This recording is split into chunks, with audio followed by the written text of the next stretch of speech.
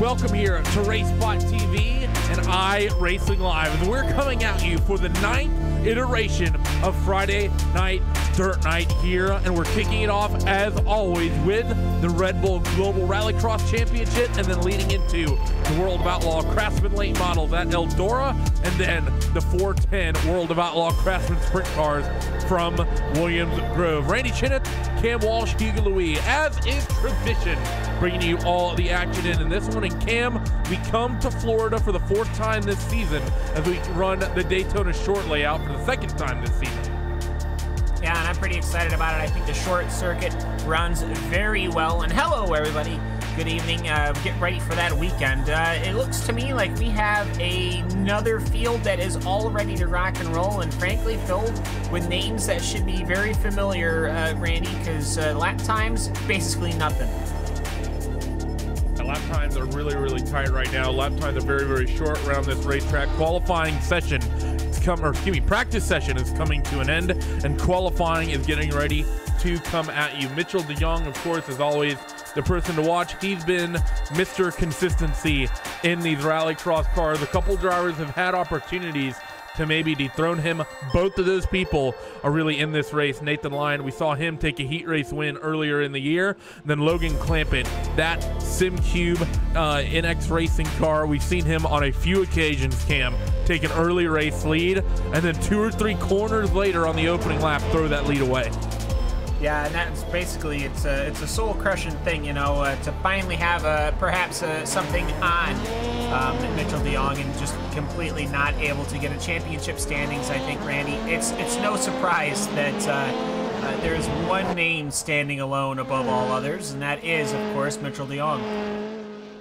Yeah, Mitchell really is the person to watch as Logan's coming through to come to the end of his first qualifying lap. Let's see what Logan can put up here on his first circuit around the racetrack. He's going to go to a 33.96. Fabian Menatre goes through a 33.6, and Stylian Chipolevsky, he goes to a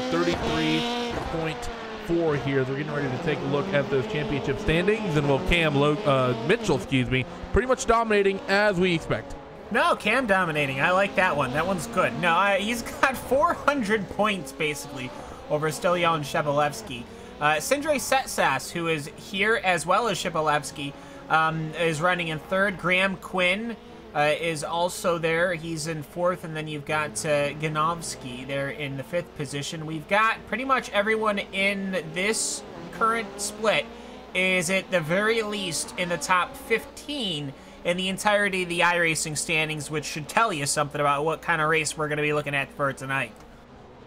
It should be a very competitive field indeed. Now, interestingly enough, Mitchell DeYoung does not have the pole position, and he's starting his final lap right now. That's currently held by the one of Stylian Chipolevsky here. That's a 33.405. Mitchell's current PB is a 33.421. He's heading to the hairpin now at about the midpoint of the lap, and let's see if he's going to be flat out from here to the hairpin near the end of the lap, and let's see if the California native from Temecula can get this one sorted. Hard on the brakes and through that final hairpin here on his final opportunity in qualifying. Tracks out. Can he get underneath Stylian's time? And he's going to go to a 33.465. So no, Mitchell DeYoung will falter for the 2nd time this season. And Stylian Chipolevsky right now is on pole. Mitchell will be leading us off in heat race number 2. I was about to say, he doesn't have to worry that much because he is still going to be the pole for one of these 2 heats, but still, that what will that tell you as far as lap times go once we finally get into the races? Know for a fact that Mitchell isn't going to be happy about that. Anyone who knows Mitchell knows that he's a very competitive individual. There's still some other drivers out there on the track running laps. Jake Hewlett watching that car. That's the VRS Sport teammate of Mitchell DeYoung, and he's going to go through and not put in a time there, so invalidated that lap somewhere. But Jake actually showing a very good turnout thus far here. Cam, 33.5 in qualifying, only a 10th off the quickest drivers in this session, and it's always a good day when you can only be a 10th off of Mitchell. Yeah, and for me, that means that you get a really good bite going into the corners because you're going to be starting alongside them. I mean, that's the only way you're going to be able to take down Mitchell DeYoung. He's just too fast over the course of the race. People can do single lap runs as they can. I'm watching Pablo Castro right now running around, as well as Sindre Setsas, as he actually spins out in a moment I look at him, so my apologies, Sindre. But I just, looking at it, it seems to me that unless somebody takes a big old bite out of that Volkswagen that Mitchell de Jong drives, I just don't see anyone catching him. Well, I mean, you say that, but Stillian took pole position, so well done there. We still have a number of cars. Race, though. Well, starting position is very, very keen here. Is just looking through, Michael Guest is on his last qualifying lap, and he's going to hit the eject button and pull off down towards the Jokers. So a little bit of a false alarm there from the 4. Everyone else has pretty much done their time. So I think while we have a little bit of opportunity, a little bit of breathing room before we get into Heat 1, Stelian Chipolewski, Mitchell de Jong, Nathan Lyon, all within 0.03 of a second here in qualifying here for round number 9. I think the big talking point, Cam, has to be, are people starting to finally figure out what Mitchell has done to get so much speed? And I don't think just that, but I think they're finally figuring out these cars. They're figuring out what you can do setup wide. They're figuring out what they can do to the Ford or the Volkswagen. Seems to me a lot of people really like the Volkswagen, which is a bit of a surprise for me. But it just, perhaps that's what's most comfortable for the tracks that we have available. I'm sure as soon as we get more tracks, the Ford might come into its own. But it's interesting, and it's frankly exciting. A little bit of RaceSpot picture-in-picture there for the first time tonight, as we are going to set the grid for heat race number 1 here on Friday night Dirt Night. We saw him earlier in the season lose a heat race to Nathan Lyon, but he has been in heat race number 1 all season long. But for the first time, Stelian Chipolewski will lead the way in this first heat race. Nathan Lyon will be starting second, with Fabian Menetre rolling off on that 3rd spot. Pablo Arturo Castro will be 4th, with Logan Clampett and Sindre Setsas rounding out 5th and 6th in heat race number 1. So Mitchell de Jong, for the first time, will be absent from this first heat race. We'll have to see him get things done somehow, some way from the second heat. But can Stelian come out and put in a good showing in that Apex Racing Ford Fiesta? I think it's the first time we have a Fiesta that's not been driven by Mitchell be on the pole. But lights getting ready to come on, and we are green. And Friday night Dirt Night at Daytona is an aggressive start for Nathan Lyon, as well as Stelian on the run down on the first hairpin. Fabian Menetre, that VEC car, gets a bit of a tap, and he loses a handful of spots as Stelian's going to lead him into the chicane for lap number 1 of 5. Nathan Lyon slots into 2nd. Then I believe in 3rd we have Pablo Castro. Everyone up and over the jump right now, trying to just get everyone through clean. Sindre Satsas and Fabian in the background. They're fighting hard for those final couple spots. Yeah, Logan Clampett looked like he wanted to make a maneuver on Pablo Castro, but it just wasn't in the way. But how about that start from Nathan Lyon? He managed to door Chipolewski, who, and look at how deep he is on, okay, they're going into the Joker lap. That is why he is so deep onto the brakes. As it will be Chipolewski and Castro taking it, as well as Menetre. And Menetre, well, he's got a road ahead of him, Randy. He's got to make up all that time that he lost with that door-to-door contact with Nathan Lyon. That he does, and he's not very good through the little chicane section following the jump. Not quite the speed you want to carry. One driver way off wide. That is Logan Clampett. We've seen Logan struggle in this section of the racetrack as well. I don't know if Logan's building the setups too loose or what the deal is, but he cannot keep the rear traction through that section. It's very typical for him. Nathan Lyon right now is taking the Joker. That's going to slot him into the 2nd spot. Stelian Chipolewski, who we saw him Joker on lap 1, comfortably still leads your first heat race. Pablo Castro is off following the start-finish line. What has happened to this number 7 machine? That was big contact. He made contact with the barrier on the left underneath the starter stand, so not sure what happened to Pablo. Little weird mistake. First time I've seen someone end their race right there just like that. Yeah, and for Castro, he's trying to wheel that thing around, but Logan Clampett will pass him. Oh, no, Castro's finally realizing it's on fire. Clampett, he actually also hit a barrier. That's what stalled his day out. So really interesting how these guys are being so aggressive. They're hitting these barriers. Right now, you basically have got a 4-car show, which is pretty dandy, Randy. 4 cars transfer to the feature.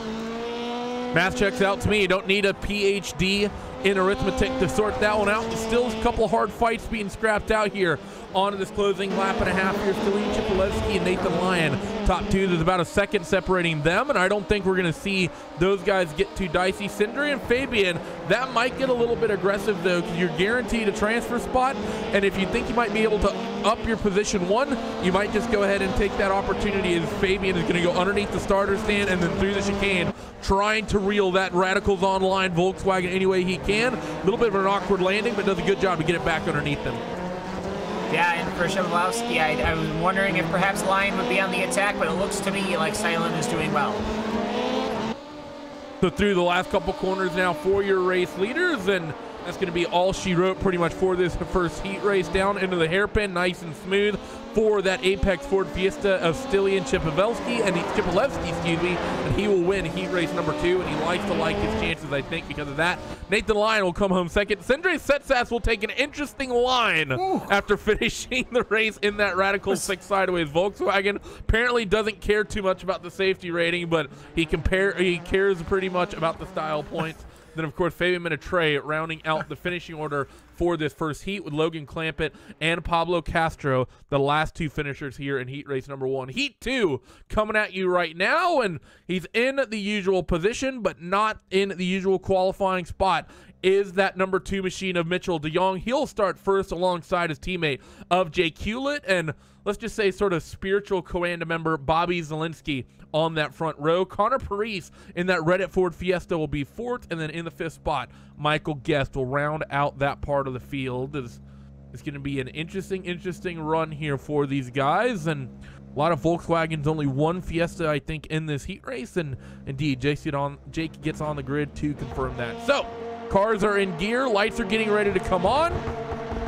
Now we just wait for the dual greens, and there they go, roaring down into the first chicane. Mitchell DeJong trying to do his best to keep that inside. Teammates to his left, so I don't think he's going to get too aggressive. He gets the tap from behind, and he's going to slide up into Hewlett, who's going to do his best to save it. They're going to be 3 abreast into chicane for the first time. I think Connor Priest just gets it in line. Same with Michael Guest and Bobby Zielinski. Terrible start from him, Cam. He goes from the front row all the way to the last running cars. First time down the jump, the landing of the jump. Great start for this heat, though. I have to say that could have went wrong 10 different times. They managed to make that thing work and then slide in before the ramp. That was super impressive. And for Connor Parise, he managed to jump up a couple positions there. So good on him. He will not take the Joker, so it is just going to be Hewlett and DeJong taking the Joker laps right now, which splits this field up. And for Zielinski, he's got to get around that HyperX Volkswagen of Michael Guest. So how are they going to manage this one here as Connor Parise leads the way up and over that tabletop and towards the tight section once again, down to about the midway point of the lap once again at the hairpin. You know the Coanda teammates are going to work together. Jake Hewlett has spent the first half or so of this championship struggling to put good finishes together, and he's not going to push too hard right here, right now. But how hard is Bobby Zielinski going to push? He's going to take the Joker right here, and let's see, he's definitely going to pick up one of these spots. Connor Parise takes the Joker as well, comes up very close to Jake Hewlett. Bobby Zielinski holds on to that 4th spot for now, but Michael Guest, of course, still owes us a Joker lap, so Bobby somehow, some way needs to separate himself from that number 4 machine behind, and let's hope he's able to do so. Yeah, and it looks to me like DeJong has pulled out. He has checked out. He said goodbye to Jake Hewlett. Hewlett, I'm sure, is tracking him down. But right now, we're watching this great battle between Connor Parise and Bobby Zielinski. Michael Guest is about to join it. He takes the Joker, so he launches up in front of them. So that's very interesting and exciting because both Zielinski and Parise has taken the Joker. That means Guest has thrown himself up. Now that means that this battle between Parise and Zielinski, that's your transfer battle. Riding on board with Bobby Zielinski in RaceSpot, picture in picture. You see him 5th car in line of 5, and everyone runs themselves through, coming up towards this final lap as Bobby's going to try his best to get rid of that car, separating himself and fellow peak competitor of Michael Guest dives a little bit up the inside, harassing the mirrors of Connor Parise, but nothing doing just yet. White flag flies into the chicane section once again. Quick right, quick left, and now head for the jump. See that tire barrier on the left. Someone clipped it, saw it moving there, and now into this tight chicane as there's a little bit of smoke from lockups up ahead. Little good contact from Connor Parise, and that's going to cost Bobby Zielinski a lot of momentum. as he works himself towards the latter half of this lap, as now Connor Parise will just only have to deal with Michael Guest. But out in front as they come into the final corner, Mitchell DeYoung says it wasn't on pole, but heat number 2 was pretty easy peasy lemon squeezy. He is going to win heat race number 2, followed by Jake Hewlett. Michael Guest is going to round out third, with Connor Parise taking that 4th spot, and Bobby Zalenski, who called himself last week the big orange punching bag after what happened to him, he's going to round out the 5th and final spot in heat race number 2. Yeah, he wasn't too happy. No, we get in a consolation race. Not only are we getting, we're getting one with 3 cars. We are getting a consolation race. 3 cars, 2 of them qualify for the feature, and it's going to be Logan Clampett, Bobby Zalenski, and Pablo Castro's green flag flies, and it's going to be fireworks for sure about which one of them it's going to be. Down through the hairpin here for the first time, and coming across start-finish line, Bobby doing his hardest to work with Logan Clampett. He's going to make a little contact with that inside wall. I think a little over-aggressive there with Bobby. He's going to go up and over the jump. We saw these two fighting at Homestead near NASCAR Peak Antifreeze Series for the championship toward the end of last year, and Bobby, a little bit of contact with Pablo Castro. I think Bobby maybe a little bit on tilt here, struggling a little bit, trying to race too hard, and it's costing him as Logan Clampett has been gifted a huge lead at the end of lap number 1. Yeah, and I think as Clampett does take the Joker as well as Castro, Zalenski, he will now just have the track to himself, and that actually can be a benefit because he was getting crowded out bad. Plus, when he was taking the jump, he was really coming down hard. It seems to me that every time he takes that ramp, that car lands hard, and Castro, he eats a barrier. So that slows him up and actually brings him right back into the clutches of Mr. Bobby Zalenski. But either way, if you're Logan Clampett, I'd be pretty happy about that. Yeah, I definitely agree. Bobby needs to be patient. I do not want to see him Joker right now. I don't like this call at all from Bobby Zalenski to take this Joker. I think he's quicker than Pablo Castro.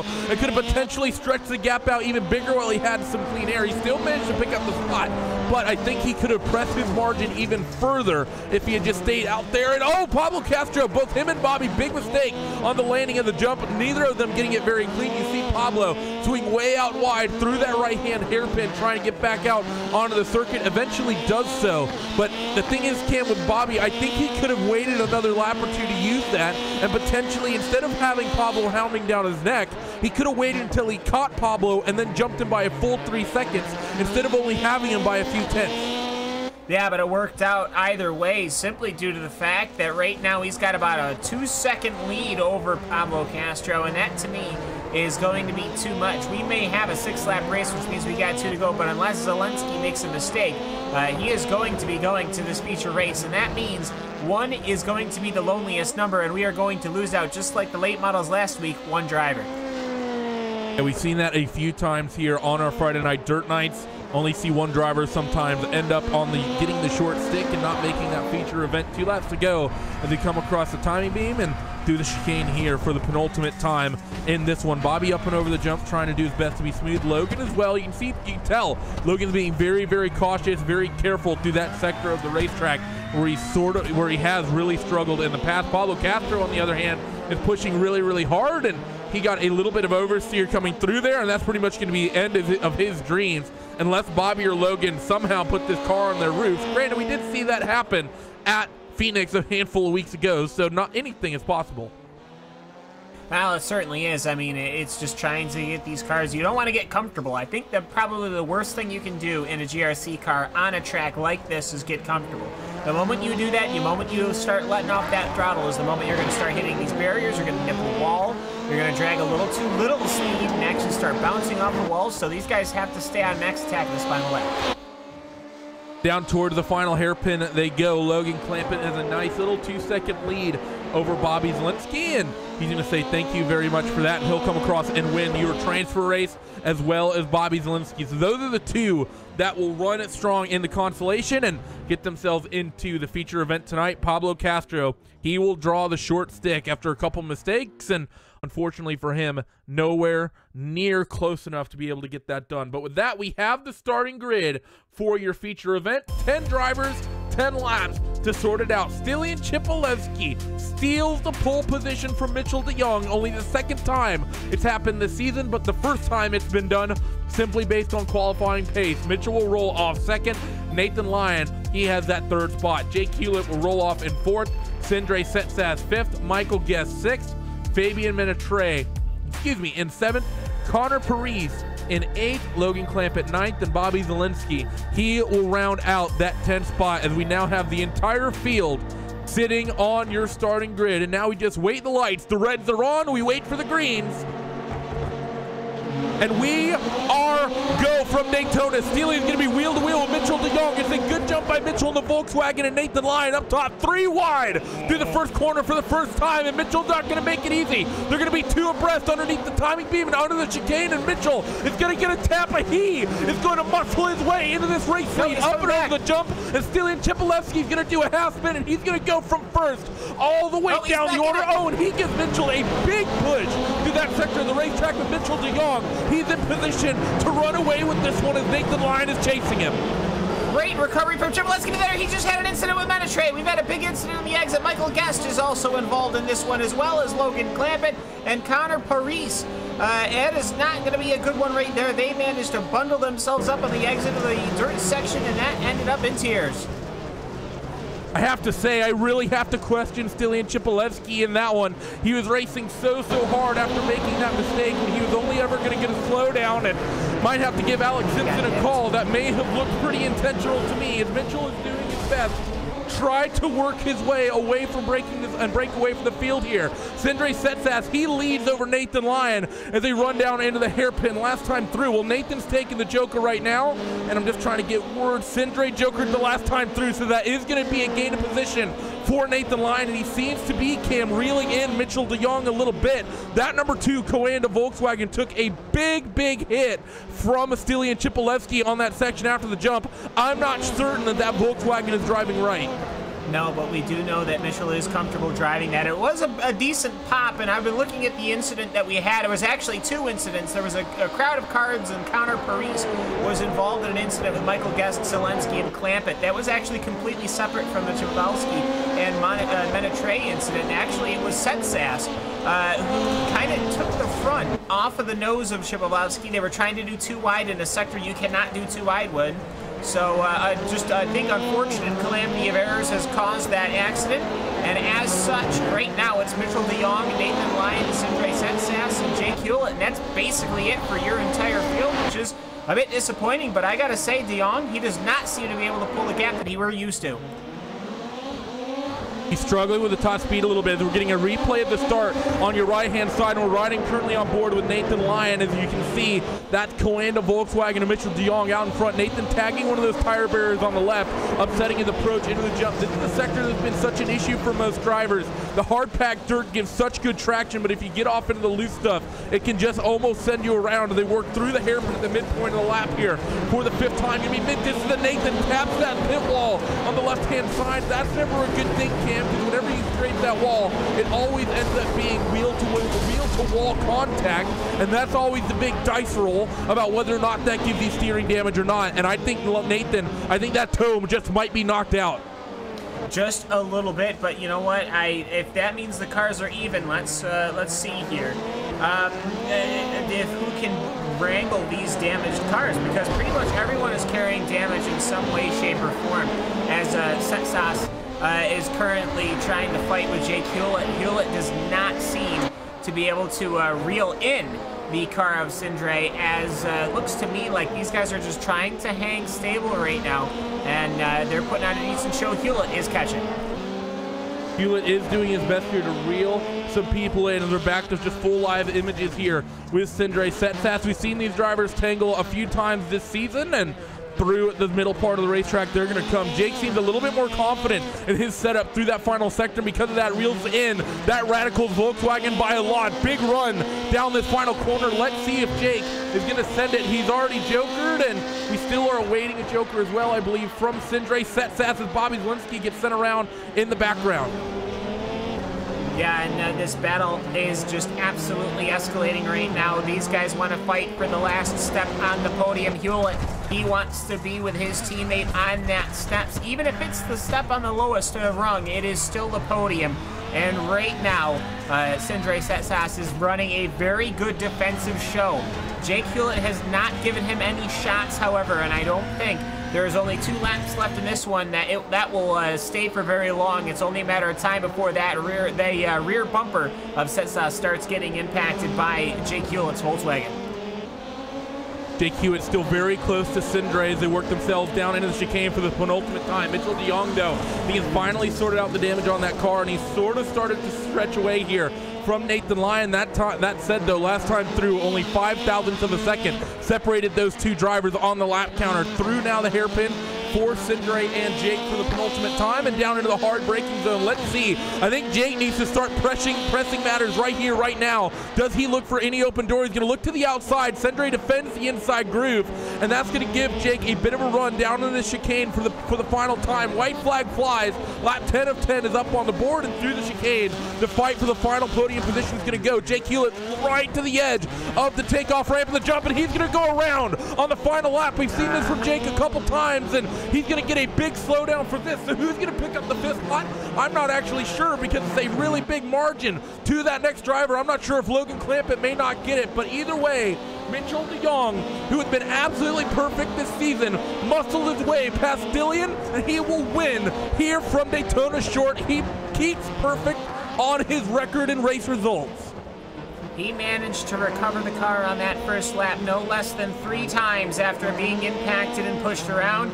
He kept right on the narrow, he kept it on the island, and he has taken victory once again. I think this is probably as close as we're ever going to get. I wish that start could have gone any other way. I would have really liked to have seen Chmielewski be able to push, but it just didn't seem to come up, especially they made contact going over the ramp. Somehow, de Jong's car was okay, Chmielewski's was not.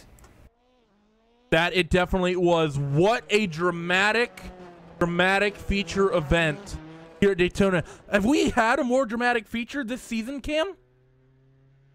I'm not sure. I gotta say, for Chmielewski, I was really, I don't want to say impressed, because it was not what I want to say, but it was interesting to see how he tried to wrangle that start. He knew that he was going to need his Ford's muscle to push that Volkswagen of de Jong out of the way, and de Jong, going past the start-finish line, was able to just outbrake Chmielewski, and then they made contact. And when he came back on the track there, he gave him a pretty mighty shot. I think if he just hung a little wide and stayed on the pavement, I think he would have been set, but unfortunately, didn't happen.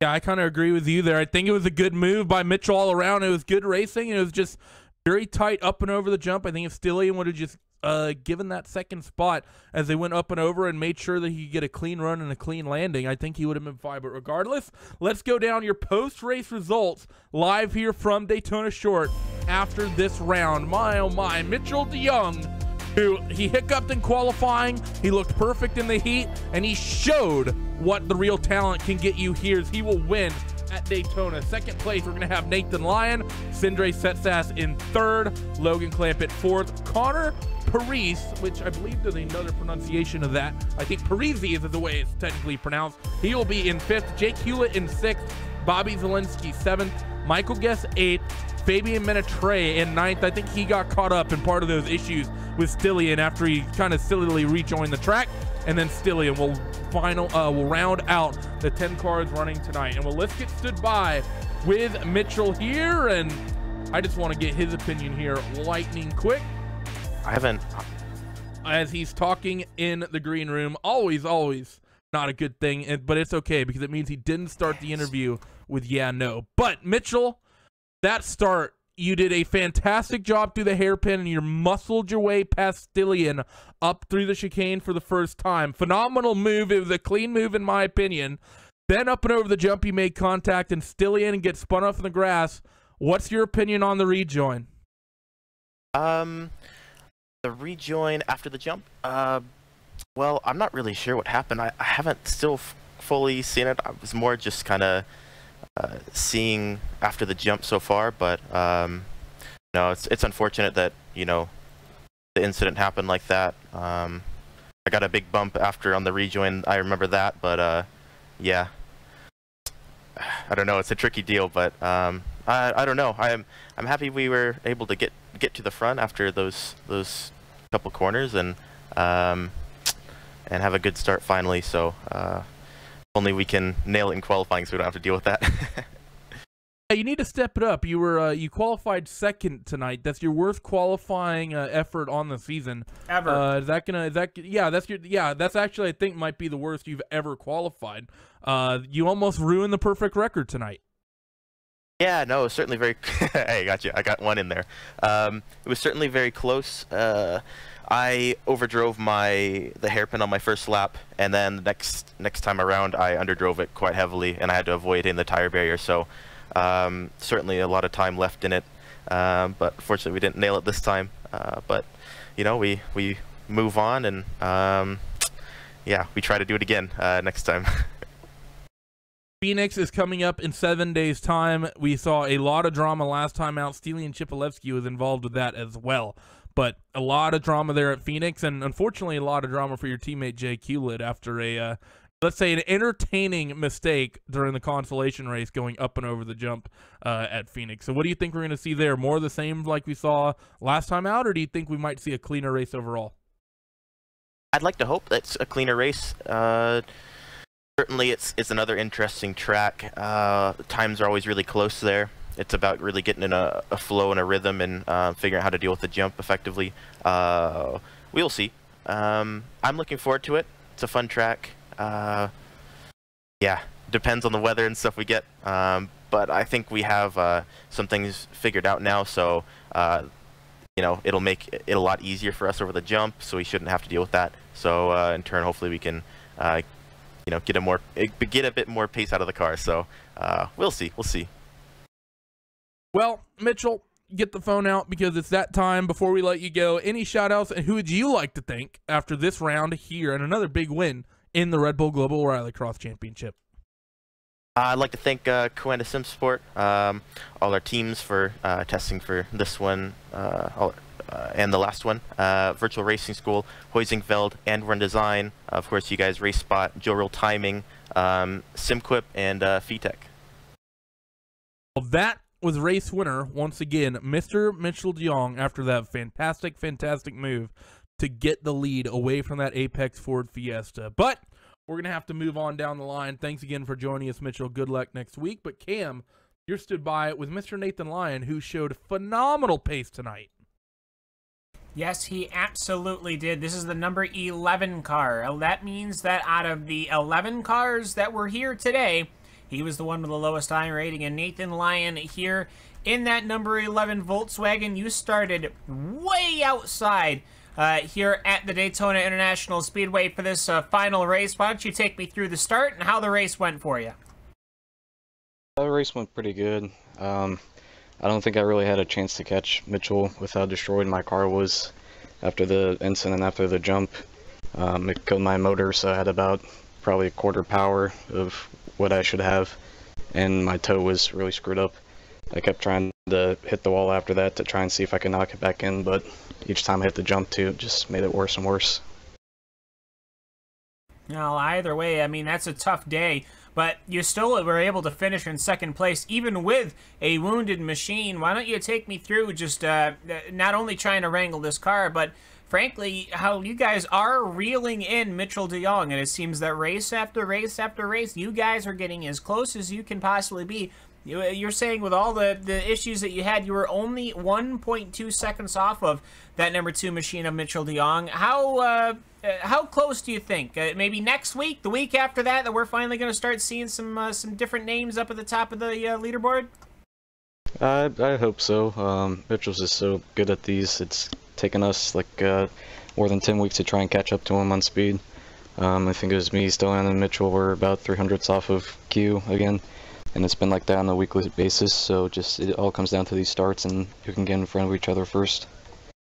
Well, either way, it looked like everything went fairly well, at least as far as the total day goes. Obviously, the start not being well, especially with that rejoin, but either way, you know, I will give you a hint. The easiest way to catch and pass Mitchell DeYoung, if his tires aren't touching the ground and he's upside down, clearly he's not able to drive the car fast. I mean, he might still be able to. I'm not sure, but you know, hey, that's not an option. But either way, it seems to me that people are getting more comfortable with the cars? You think it's a setup thing? It's a track thing because we've been to the track so often? Everything seems to be winding up. Like there's the flagger that's standing with the flag stand, and he takes the flag and he's winding everybody up, and you guys are getting closer and closer and faster in lap times. Do you think people are just getting more comfortable and settled into the Global Rallycross series? Yeah, what's great about the series is that it's not very setup dependent. It's more driver, if anything.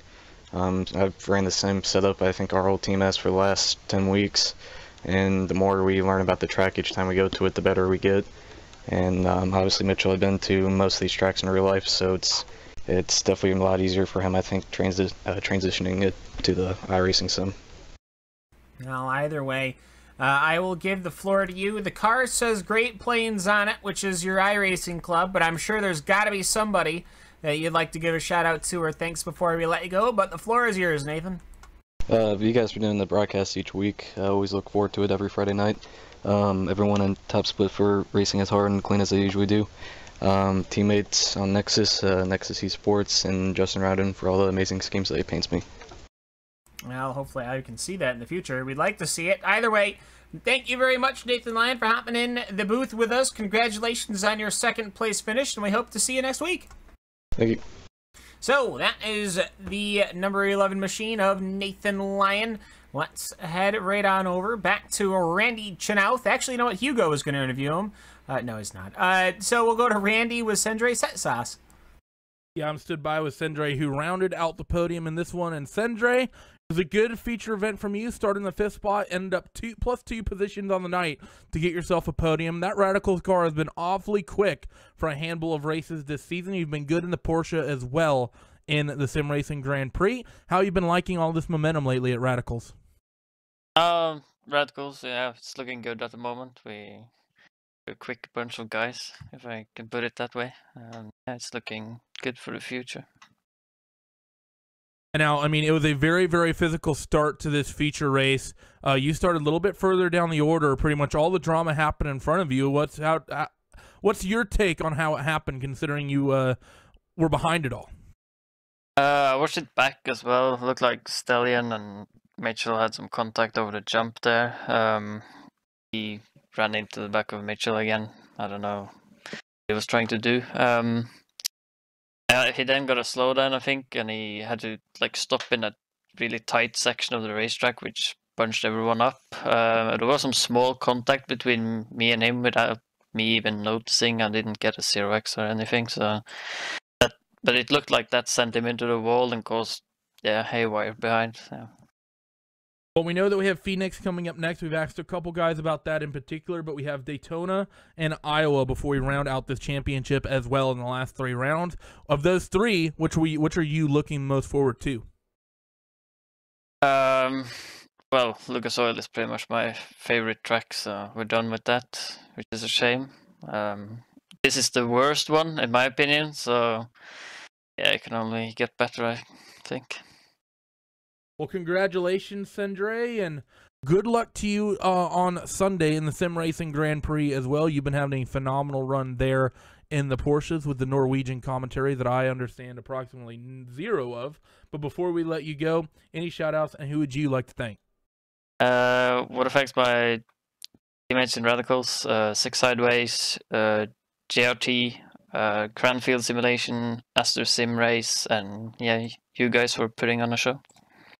Well, thanks as always, Sendre, and it's you guys on the track putting on the show. We just have to yell excitedly about it. But thanks again, Sendre. Hope to see you run strong next week. Hey, thanks. Well, Cam, that officially brings us into the fourth quarter. That brings to a conclusion the 3rd quarter of the Red Bull Global Rallycross Championship on Friday night, Dirt Night. That was not a complete adventure trying to get through that sentence or anything. No, but my oh my, we round out that third quarter with probably the most drama-filled race that we've seen thus far, and Mitchell showing his muscle and showing he's not afraid to bump someone if the opportunity arises and take the lead. I mean, elbows were out, and to me, it was professional elbows that were out. The rejoin from Shabalowski was obviously not what we wanted to see, but I think if he just hung out wide and when he rejoined and nailed the brakes on the pavement, I think he would have had a beautiful cut in. We could have seen some real serious action, but unfortunately, adrenaline, I think, got the best of him, and unfortunately, we had an incident. But then, obviously, going through this short section, it is so tight, we had basically 3 incidents all unfold in one corner at the same time simultaneously, and that sort of tore the field asunder. But you know what, though? Everyone bore with it, and for me, Nathan Lyon saying that he had, what, a quarter power? Well, let's see what he can do with a full power next week. Well, I just hope the fact that Nathan Lyon does not run a dynamometer anywhere, because I think that car likely had a little bit more than quarter power, maybe third power was a pretty big hit from Nathan regardless. And congratulations again to him on a second place finish. He's someone we've seen show very, very good pace a few times this season. But regardless, that is going to do it for us for leg 1 of Friday Night Dirt Night. Just a couple moments, I'm going to be handing the reins over to Cam, and we are going to be going to Eldora for the World of Outlaw Craftsman Super Late Models. Don't go away.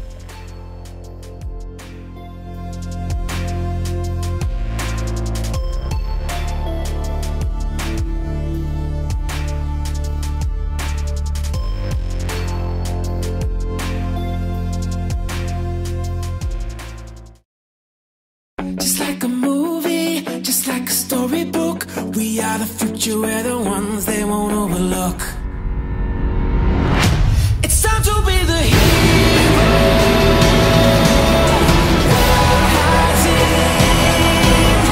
Like you've never seen, like you've never seen. Looking for a hero.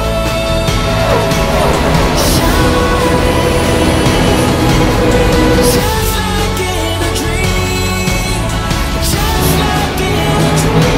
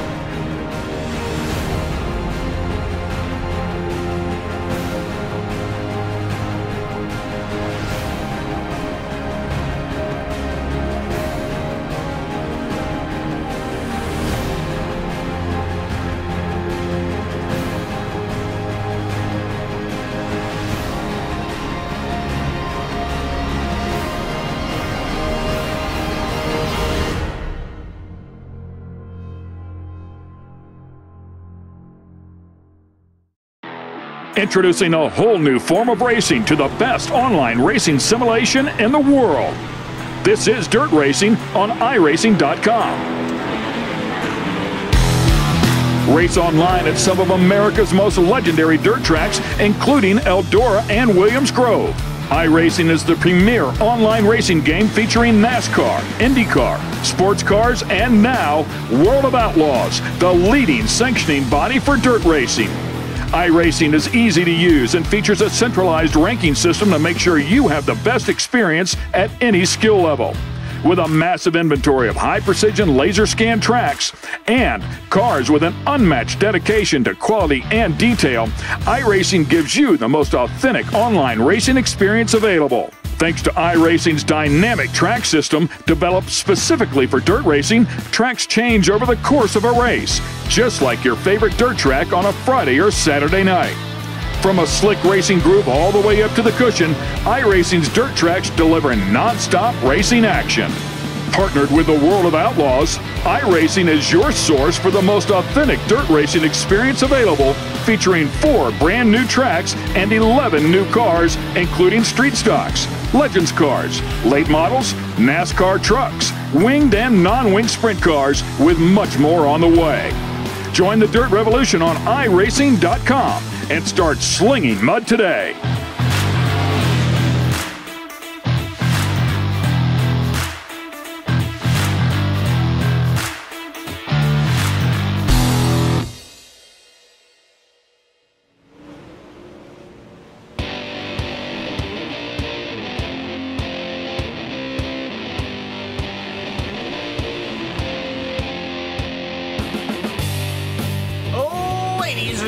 Boys and girls, welcome to stage number 2 of iRacing Dirt Night here on iRacing Live and RaceSpot TV. We hail to the dirt ring here at Eldora Speedway, Rossburg, Ohio. Hello, everybody. I'm Cameron Walsh. That's Randy Chenowth. That's Hugo Louis. And we're getting ready for some more action here. And we've got Eldora Speedway. So get your ready, because we are going to have some action at Eldora under the lights, and my goodness me, it's going to be a good one. 17 cars on the ticket tonight, which means, Randy, I have to say, out of everything we're going to see, we are most definitely not going to see the B main or the last chance qualifier, consolation race, whatever you want to call it. It's just going to be the Outlaws. Yeah, if we could have a moment of silence for last chance qualifier tonight, it would be very, very much appreciated. And the moment is over as practice is getting ready to come to a close here in about 20 seconds time. There's some interesting names in this one, Cam. There's been some fast guys. We've had a lot of dirt racing on RaceSpot the past week with the coming of the American Dirt Series, and Alex Bergeron, who's in this race, has had a big swing of momentum on that side of things, winning that season opener as well as a podium position in their late model championship last night. I think he's going to be very, very competitive in this one. It's been an interesting saga for sure, how Alex Bergeron has been able to go from basically being sprints and then jokingly racing the late models to being a serious racer in these super late model machines. Point standings on your screen. We have had a change of position, I think, because Howard Weaver is your number 1, Austin Silverman is your number 2, Jacob Leverstein, he is your number 3.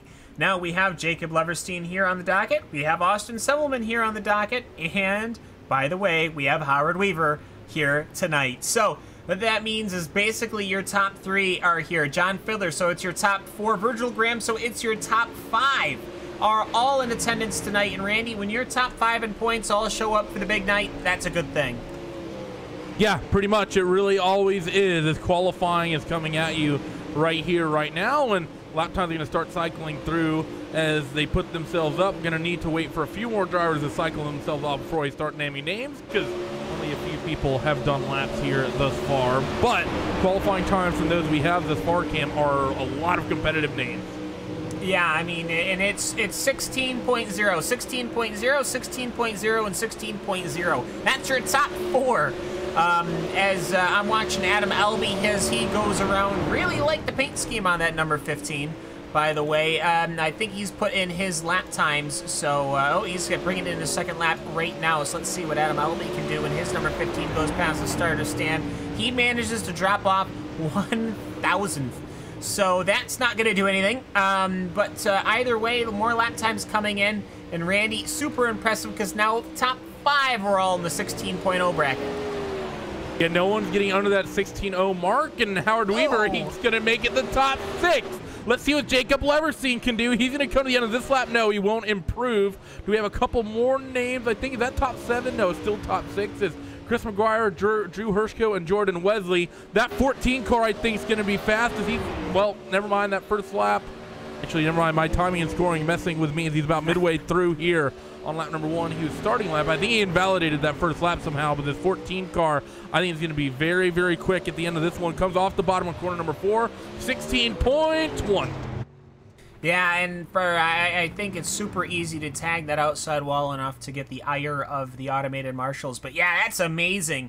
It's a 16.012 to a 16.015 to a 16.026 to a 16.045 to a 16.052 to a 16.066. That, ladies and gentlemen, boys and girls, is going to tell you what kind of feature we're going to look forward to tonight. But before we get to that feature, we have to settle some action and where cars are going to start, as we have got heat number 1 at heat number 2 on the docket. About 10 seconds before this qualifying session is over. And Randy, we're already seeing tonight's going to be a battle. Yeah, that it is Chris McGuire was out there running laps and didn't actually end up putting in a lap time. So unfortunate for him, invalidated lap 1, and session's going to end before he can take lap 2. So going to be a non-qual for him, but he will roll off in heat number 1. All right, heat number 1 is lining up right now in pit lane here at Rossburg, Ohio. It is going to be none other than Howard Weaver, followed by John Fiddler, and then Virgil Graham, Drew Hirchko, Justin Norwood, Jordan Wesley, James Edens, David Heilman, and then Chris McGuire, our sole non-qualifier. So, as the cars are wheeling their way behind the iRacing official pace truck, whom I think we've gone to calling Jack as the driver. But either way, looking to get themselves underway for heat number 1. That is going to be 8 laps around this half-mile bowl-shaped circuit. And Randy, meanwhile, while these cars are pulling out and doing their 2 full pace laps, let's talk about Limaland because, well, it's been officially announced that's coming next. And I'm super excited about that. The one thing we do not have for the dirt races is the very, very short, very, very tight quarter-mile racetracks. That's the only thing we're missing. We have the big half-milers. We have a couple of the 3/8 milers, and we have a good variety of those tracks as well. But we just need to fill out the schedule with some of the tracks that are a little bit tighter. It'll fit the midget. It'll fit all the cars a lot more, and it's important to remember that a lot of these racetracks and a lot of these big series, World of Outlaws, they run those tight tracks throughout the season. Those are going to be more than welcome additions as we get ready for heat race number 1. Yeah, can I just say the pace truck has left a massive, massive burnout on the pit lane. That's impressive. Either way, it looks to me like Howard Weaver's getting ready to start this race, which will cut our conversation short, darn. Either way, that number 11 machine with the number 9 of John Fiddler is outside. They are getting ready to go. When will the iRacing official pace truck pull to the safety of pit lane? It will be 3, 2, 1. That truck then pulls in. Howard Weaver, he wastes no time, almost clipping the rear bumper of the pace truck. We are green for heat number 1 here at Eldora, and Howard Weaver already in trouble. Yeah, it's a good aggressive move, and there's a bit of a stack up in the back of the field as well, as Howard's trying his hardest to maintain his losses up there in the front row as new race leader of John Fiddler. They come to the end of lap number 1. Howard is not going to be very happy about that. No, he's not. We've got a couple of spinners in the back. That's Chris McGuire and David Heilman. They'll get themselves sorted out. Jordan Wesley fighting with James Edens. Everybody's transferring to the feature despite what your letterheads tell you. And Howard Weaver right now, he is currently sitting in 2nd position, which is actually a pretty good recovery for having knocked that outside wall, which is so easy to do. Track started with low usage, not slight usage like we're used to. I believe low has a little bit more usage than slight. I don't know off the top of my head, however. To me, hopefully that means that we're going to have a much worn-in circuit towards the end of this race. Randy, looks to me everybody is just sorting themselves out, getting themselves stacked into their pace. With there being really no consolation in this one, I don't think people can be overly aggressive. We might see Howard, if he can reel in that 9 of John Fiddler, really push for that race lead. If he can get there, he's not going to be happy that he lost it already, but at the same point, you don't want to risk anything in this one and have to start from the back of that feature, starting lap number 6 of 8 in this one, and 9 of John Fiddler. He's doing a good job commanding the field out there. Yeah, he does. He's got the pace right now, 16.1, 16.1, so he's running a good lap pace right now. 3 laps actually in a row, as he is on lap number 7 of 8, and looks to me like Howard Weaver is closing in. That he is. Howard's trying to get there, but with only a lap and some change left in this one, I don't know if he's going to be able to. They come off this final corner down the front straightaway for the penultimate time. White's in the air, and Howard is there. Will he be able to throw a move in 3 and 4? He's going to drag race down to the inside line. He'll give a little bit of a nose to John Fiddler before sending it, and that means that John Fiddler is able to easily get the undercut. He's going to take the heat, but my goodness, did it at least look good? coming off of corner number 4 here at Rossburg, Ohio. If that's what we have to get ready for, I'm pretty excited, as a little bit of consternation, a little bit of contact at the start of that one. But either way, we are going to get all ready for heat numero 2, as that will be led by Austin Selman and Alex Bergeron. Randy, how many times have we seen Austin Selman and Alex Bergeron start next to each other? These guys just can't get away from each other. Well, that's what happens when you're fast and your teammates. You spend a lot of time around one another. But yeah, for Austin and Alex, they're probably going to work together a little bit. Both of them teammates, both of them very quick in qualifying. They're probably just going to want to get this consolation race done and out of the way, and then get headed into the feature, and that's when the gloves will really come off. Yes, it is. Zach Rounds, Jacob Fields following. Jacob Leverstein, he never really seems to qualify very well. He has to fight his way through the heats. He will start his way 5th. Lucas Chowning in 6th. Josh Phillips will be starting in the 7th position. And then Adam Elby in the number 15 Me car, the one with the cat on the hood, is going to be starting off in the final position. So, as we get ready, once again, just got to say, I'm pretty happy that we are getting Lima Land, not to pick up what our previous Lima Land conversation. Lima Land? Lima Land, I don't know, whatever. It says I. But I got to say, is we do have one more pace lap after this one. I got to say, I'm excited. It's really one of those tracks that's kind of like a knife fight in a phone booth, and I'm pretty excited for it. Yeah, I mean, it's a tight circuit. It's a fantastic circuit. Also going to see that with the Chili Bowl when we eventually get it. But yeah, I'm super excited for all the short tracks. I have been for a while. That's a midget track. I don't think is okay. The pace track will pull in this time by Austin Selman. Lets it go. And for heat number 2, Alex Bergeron slots in safely behind Zach Rounds. He hovers low side with Josh Phillips. Looks to me like Adam Elby, he wants to get some action there, going 3 wide, as Jacob Leverstein does not seem to have the start he wants to have, as we have a good heat 2 going on right now. Alex Bergeron is trying his hardest to try to fight with Austin Selman, but he's going to eventually give in. As Zach Rounds, he looks like he's going to try to pick up the spot from Jacob Fields, wheel to wheel, for the 3rd spot through 3 and 4 here on lap number 2, and the 12th car behind of Lucas Chowning. He's tossing his hat into the ring. 3 car scrap for the final step on the podium in heat race number 2. Yeah, good racing right now, as I think these guys are warming themselves up. Zach Rounds. We had a car around. Josh Phillips went around. Oh, and he's got some damage on his front end there. He's not going to be happy with that one, as the crew's going to have to work to fix that one. But going almost 3 wide into corner number 1 is Jacob Fields and Lucas Chowning, Jacob Leverstein, and Zach Rounds. It slots in. He's slotting in and out. And here's a massive sending from Lucas Chowning. He absolutely chucks it into the corner, and he does not get anywhere as he has to let off. And this is the exact kind of action we want to see. We want these guys to get used to the track right now, as somebody's up in the outside wall, which is going to stack them up even more. I think that's Zach. Yes, it is. But Randy, it's great to see these guys probing and testing each other right now. This is when you want to do it. Yeah, this is really the time to really start testing some things. They're going to fan out almost 3 wide through 1 and 2. Down, heading onto the back straightaway, getting ready to come to lap number 7 of 8 in this heat race. Out in front, it's all been clean, but this fight for 3rd, 4th, 5th, and 6th has been absolutely phenomenal. Coming under the popsicle sticks, 2 to go left in this one. Zach Rounds has finally managed to break away. Jacob Leverstein does it under Jacob Fields. That 3 car takes the spot. They're 3 wide down the back straightaway into 3 and 4. And Leverstein might very well get it. He's got the high side, which means he should have the undercut. But no, it's Zach Rounds. Zach Rounds gets the undercut. Jacob Fields parks his car up ahead last lap right now. As Austin Selman, he's got a comfortable 4-car lead over Alex Bergeron. Alex Bergeron's got about a 10-car lead as Jacob Leverstein is shoved off by Zach Rounds. It's going to be Austin Selman.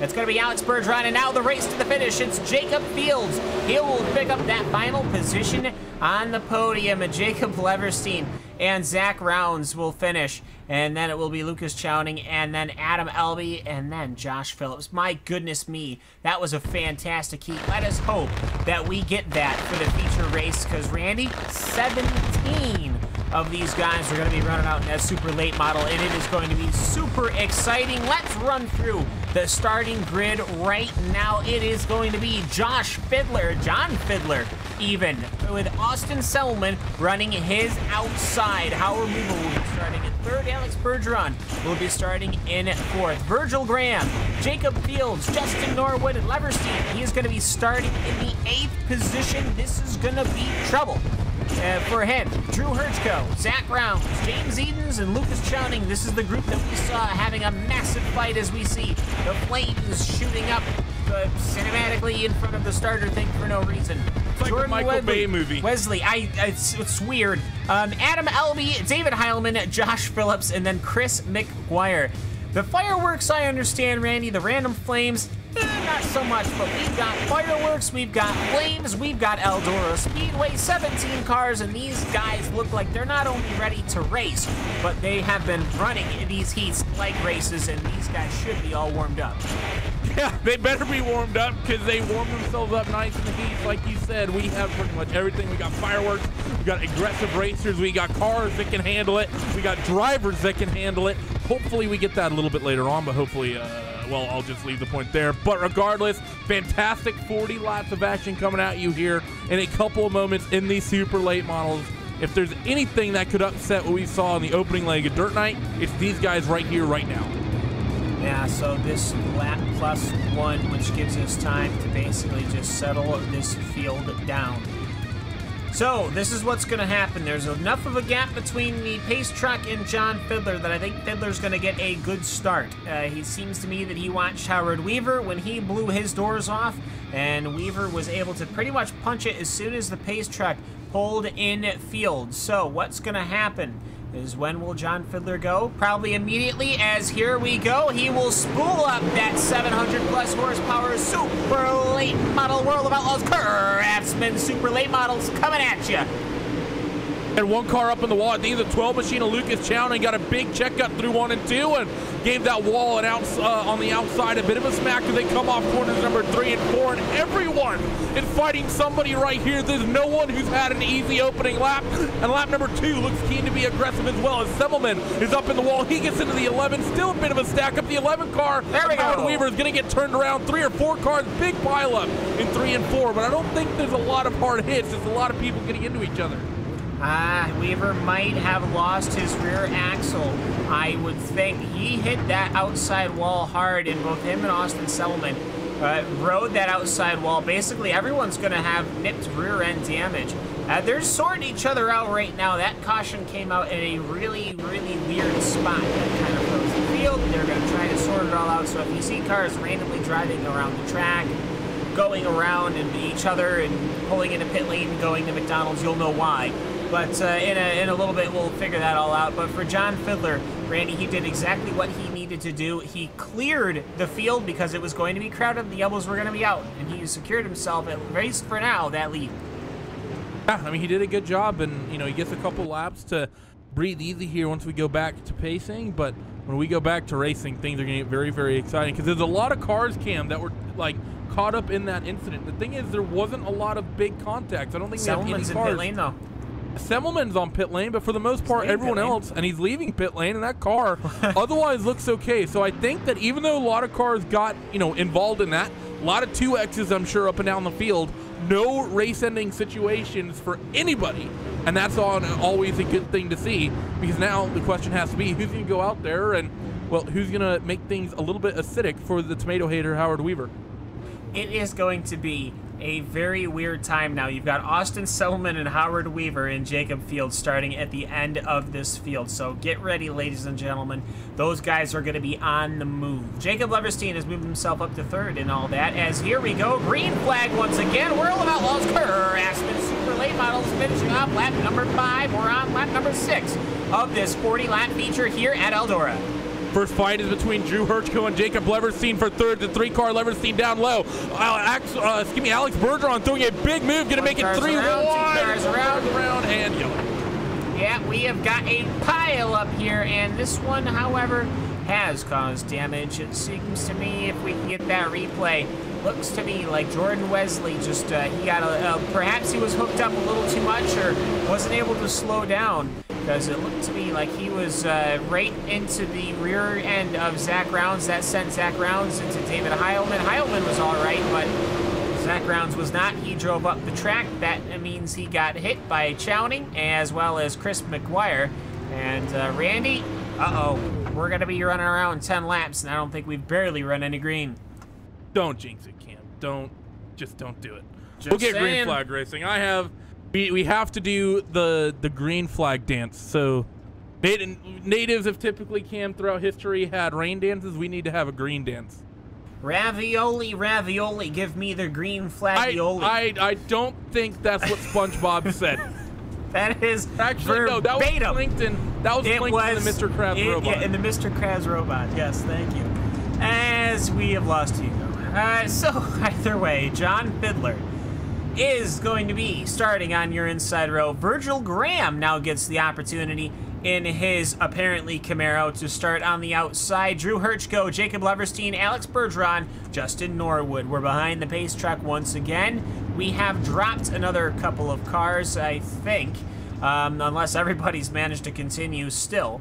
But for John Fiddler, he is going to have to start once again. The field stacks up behind him. They're already 3 wide before they even hit the green. Some door-to-door contact with Hirschko and Graham, and we're green. No, they're 4 or 5 wide through 3 and 4, and getting a bit of contact. 15 machine was involved, and I think everyone's going to be all right for the moment. 3 wide again near mid-pack here, around 15 of Adam Elby. Is the state of this racetrack is very tacky, and people are loving it. Because there's grooves up everywhere. 17th up in the wall. Let's see, is there going to be a caution? I don't think so. Now, Justin Norwood, he just dropped a bunch of spots. Yes, he did. He managed to gather that back up, though, so my hat's off to him, and my apologies to you for cutting into that, because I was assured that that car was going to go around. Seems to me people are slowly migrating to the high side right now, but as you can figure, these 2,200-pound machines are going to rip that high side up real quick, so we'll see how long that outside line lasts. 40 laps. We are in lap 13. If you're just tuning in, where have you been? As Drew Hirschko catches the outside wall that allows Virgil Graham to dive to the inside. He tries to push it into the inside. He does not get a purchase point, but he is going to continue the drag race past the start-finish line. That 10 car wants that second spot. Up high, though, Drew Hirschko. He wants it, too. Drew attacks that outside wall. Doesn't really hurt his momentum, and he throws it to the outside wall again. He's going to drop 3 spots instantly in the blink of an eye, and I think he might lose another one as well. Another couple, 2, 3, 4, 13 machine. One little mistake, Cam, is all it takes in these cars in a tightly contested field like this, and you get freight trained. And now Drew Hirschko, he goes from running from second to running for about 10,000.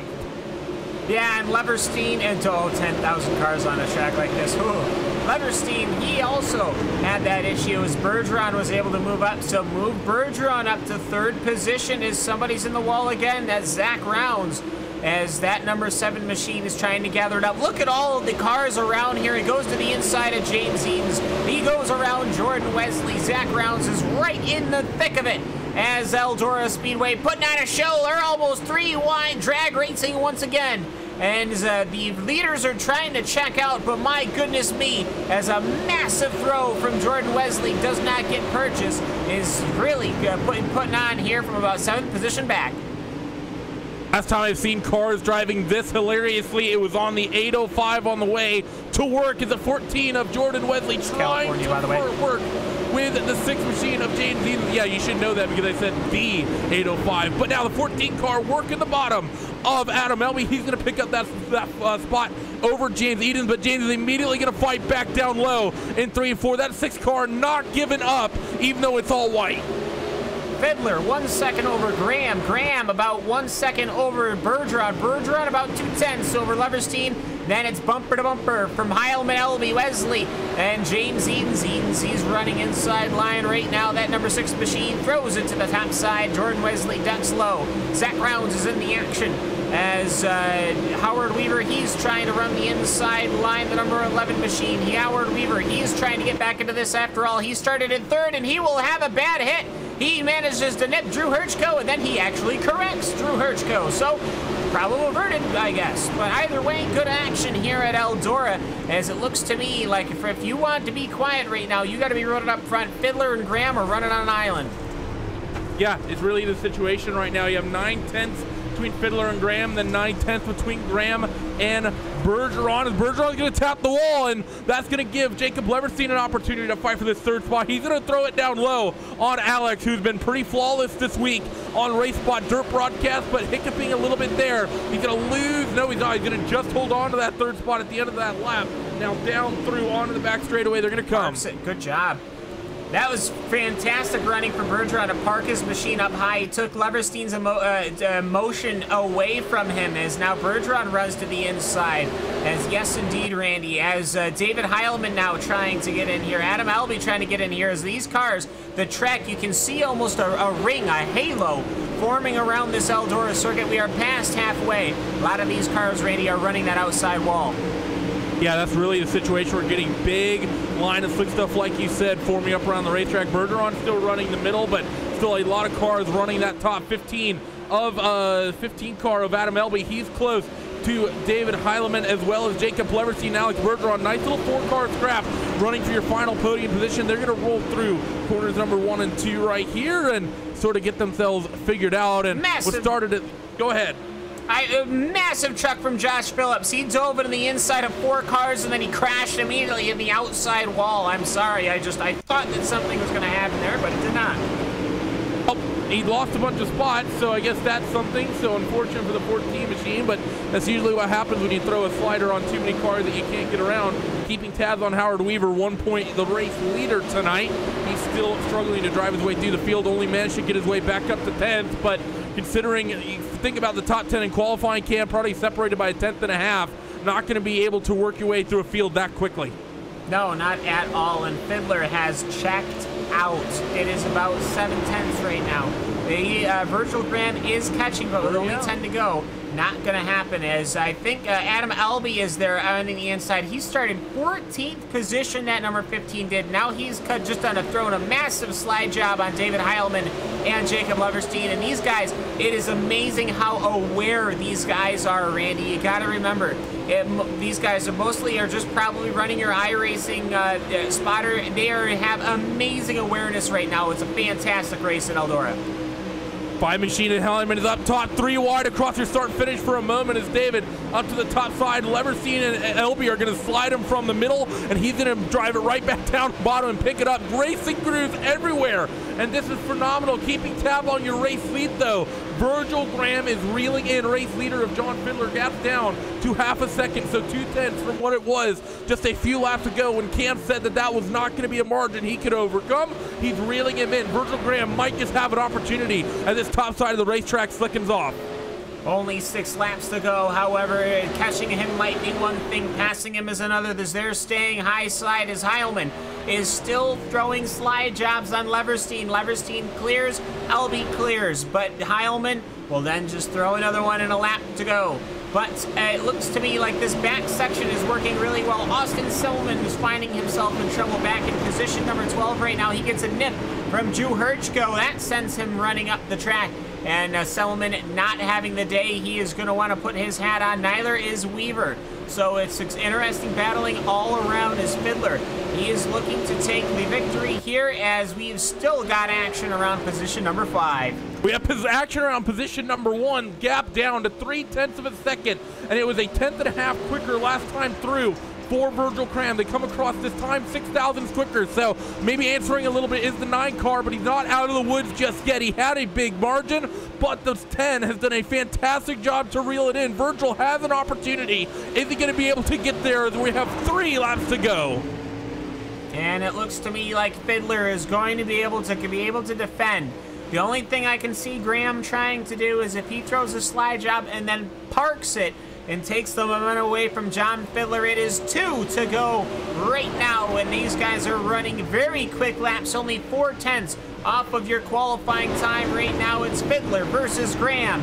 It is Bergeron versus Leverstein, and then you've got a 3-car battle between Wesley, Albee, and Heilman. So as we look here, the last lap, the white flag is in the air. The flagger quickly shoveling the flag up as Virgil Graham is trying to attack John Fiddler. Where will he go? Will he make contact? He will not. It's just going to be a straight drag race, which means that for victory here in your super late models, it is going to be John Fiddler. That number 9 machine will take it. Rest of the cars coming across the line. It is a good battling all around. As it looks to me, everyone manages to make it clean, Randy. My goodness me, we finally got the green flag we were working for, and I have a feeling that for Virgil Graham, he wanted 5 more laps.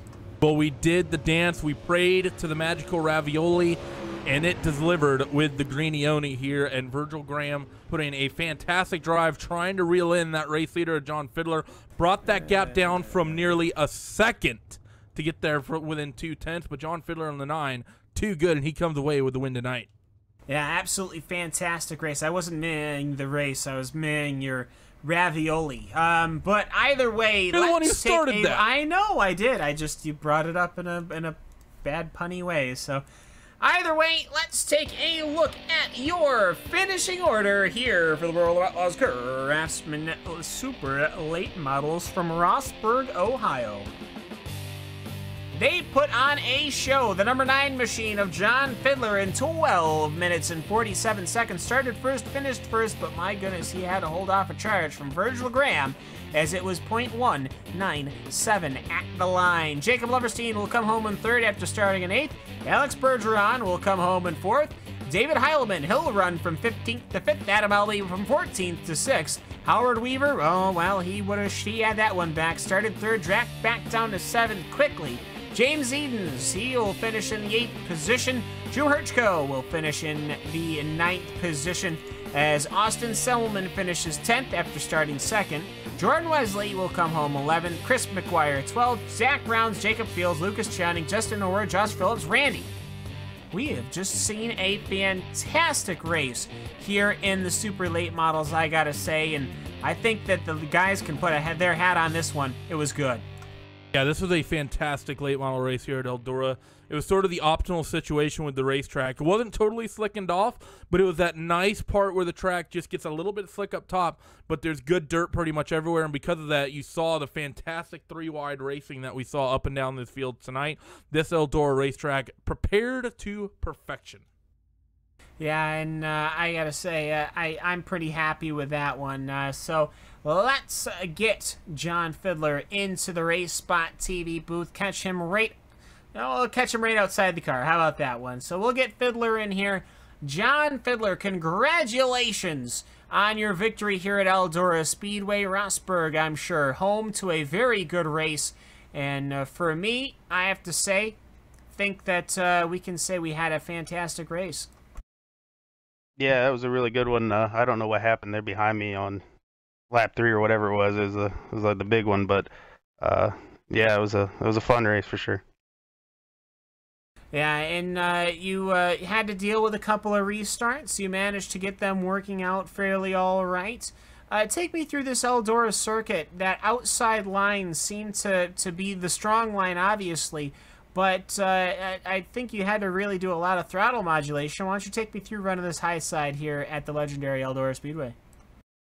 Yeah, definitely for me and the way my setup works, just going in, you got to go in and you're lifting a little bit going in, trying not to hit the wall. I mean, you go in there full bore, you're going to knock the wall down every time. So just trying to keep it as straight as you can on the top without hitting the wall. You know, as these cars, they don't really flex much when you get the wall. So if you get the wall, it's pretty much done for you. So yeah, it's just slick. I mean, the whole thing was slick, and I don't know, there towards the end, it looked like the middle was coming in a little bit. Virgil was catching me pretty quick, but yeah, just running the high side, just trying to stay out of the walls the best you can, and that usually gets you a pretty good finish.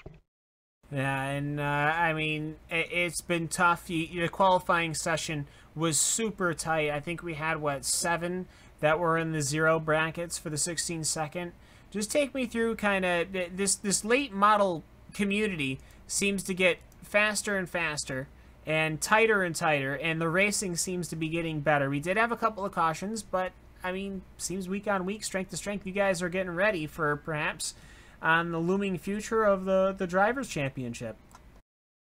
Yeah, definitely. There's a lot of fast guys, and you're seeing a lot of sprint car guys coming over and running really well. And yeah, I think everybody, especially my team, and I know VLR and guys like that, they're excited for this pro championship series to come about. And for those that aren't aware of the announcement, it is going to be not 1, not 2, but 3 the new World Drivers' Championships. But either way, John, outside of that, the floor is absolutely yours. Anyone you would like to give a shout out to, your family, your pets, your cats, anyone, your sponsors, obviously. The floor is yours. Wait. Why don't cats fall under the category of pets? Because they own the house. Do you not have a cat? do own a cat, and Yes, he lives next door and here simultaneously. See, he owns 2 houses. That's a smart cat. That's why they I get thought their I own, was good at Monopoly. That's why they get their own spot in the Who You Think. But John, either way, the floor is yours.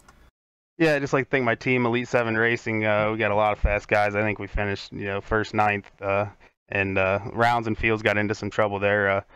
I'd like to thank Water Truck Productions. Drew Hirschko does a great job with videos. I think you guys shared one of his videos from Williams Grove a couple weeks ago. I'd like to thank you guys broadcasting it, and I think that's about it. All right, well, John Fiddler, thank you so very much for hopping in the booth with us. Congratulations on your victory here in the iRacing Dirt Night, of course, as it is just going from strength to strength. So congratulations. We'll see you next week. All right, thanks, guys. So, with that, John Fiddler will exit out, and we will get Virgil Graham inside. He is going to be standing by with Randy Chenowth. I'm stood by that pin car of Virgil Graham. Virgil, you were quick near the end of that race. How many more laps do you think you needed? 1. Give me 1 more. That's all I wanted. Just 1 more. All right, John, get in the car. We're giving him 1 more lap. I told him when we first hopped in here, that's all he needed was a couple more laps, and it would have been interesting, that's for sure. Well, what it is that you found, Virgil, because I mean, John Fiddler checked out early, and the gap was nearly out to a full second, but you brought it down really in the last 18 or so laps. So all that work he put in got pretty much erased in a very short period of time. Were you just better in the slick? Were you better up top? What was the deal? Well, the lead, I think, was due in part to Drew and I were battling back and forth, throwing a couple of sliders. And so by the time I ended up clearing him, I had probably a second to a second and a half that I needed to make up. And I was running the top the whole time, just all the way around. And I had decent speed, but I wasn't making up any room, any gains. So I ended up kind of just throwing it in the middle, sliding it up, backing it into 4 or 2 and 4, and then sliding it off that way, and I felt like I was gaining a little bit. So I think that helped me out. With about 5 to go, I thought, I don't think I'm going to catch him, so I tried going down to the middle, and that might have actually hurt me just a little bit. But great race, and I was telling John when we were in the other room here, just a good job on his part to block that slider, because otherwise, it could have been a completely different result.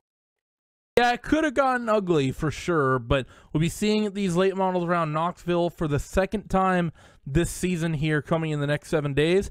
How do you think we're going to see these guys? Because we saw you guys in week 3. The track was still pretty new then, but now we have a couple extra months of you guys having the chance to test and tune on it and maybe run in some other private leagues, etc., etc. You think we're going to see a better show this time around from the late models at the Sprint Car Capital of the World? Yeah, I don't know if you guys remember last time at Knoxville, though, with the late models, it was an outstanding show. There was a bottom, there was a top, and it was a lot of fun. I totally expect that to happen again. I think iRacing's done a great job with Knoxville and updating for the late models, because when that first came out, it was just bottom only. But you run that now, and there's a very distinct bottom, and then there's a definite top that's equally fast in the late models, and it puts on a good show. So I think you'll see the same. Thanks for joining us, Virgil. Congratulations on the big run tonight. Before we let you go, any shout-outs, who would you like to thank? Yeah, I just want to thank you guys. Putting this on makes it fun. Just getting iRacing's name out there. Of course, we want to have it grow and just have lots of people come and race and have it be a big thing. And you guys just do a great job at that. And then I got to thank Team VLR with everything that they do.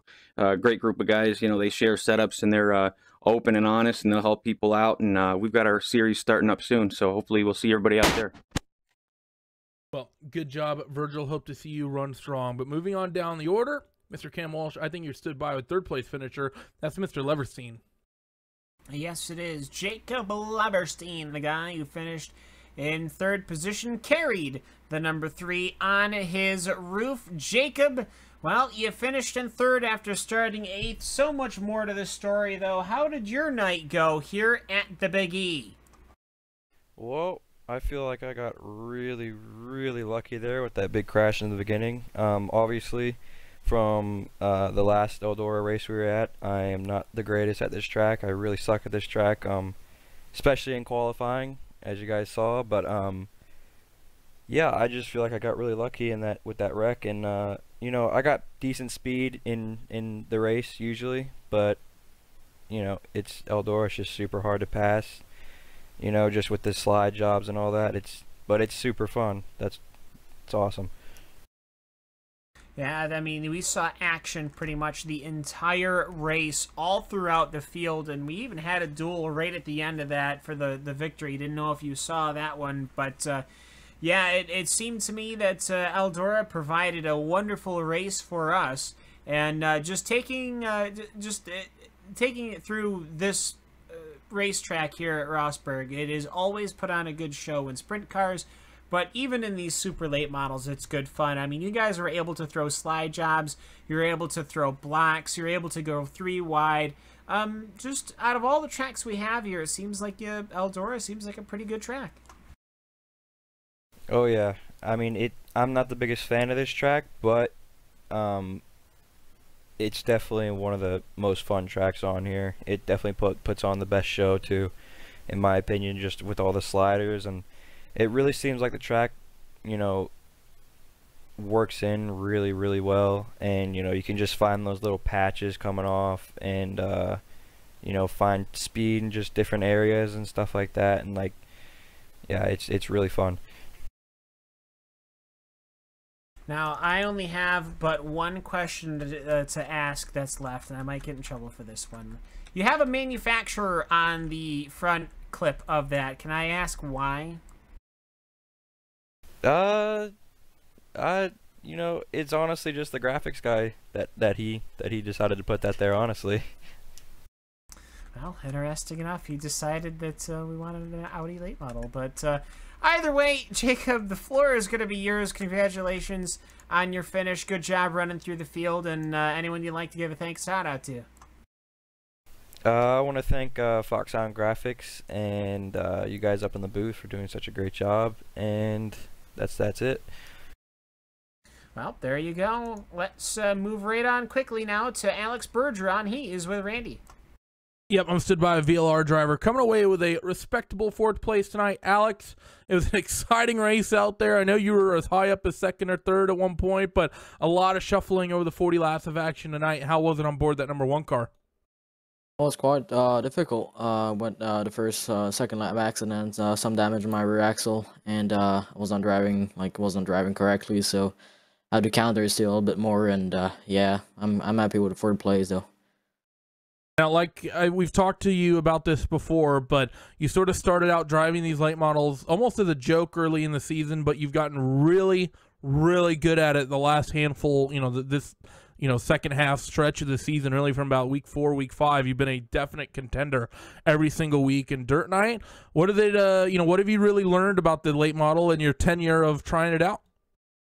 Well, it drive like a GRC basically, just trying to find a good grip and with a throttle and trying to go as straight as possible. But you know, it's quite tough to do, and I'm happy I'm running like very, very high, like not in points, but position every week. So it's quite difficult. So I'm happy with that, but looking forward for the next couple of weeks with it. Well, congrats on a good 4th place finish, and we'll be seeing you at Williams Grove in just a few minutes here. But before we let you go, any shout outs who would you like to thank?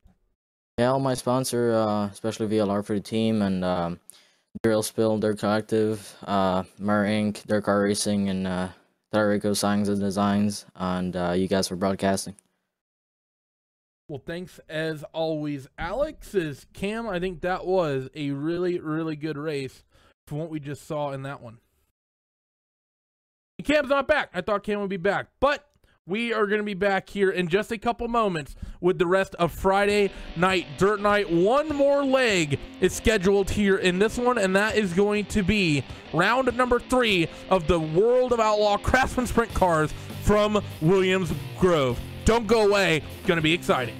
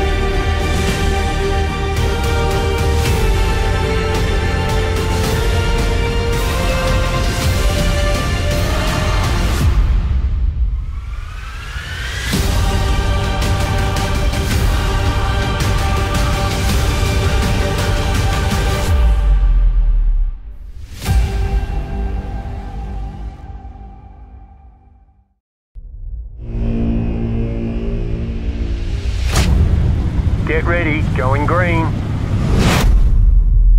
Green, green, green.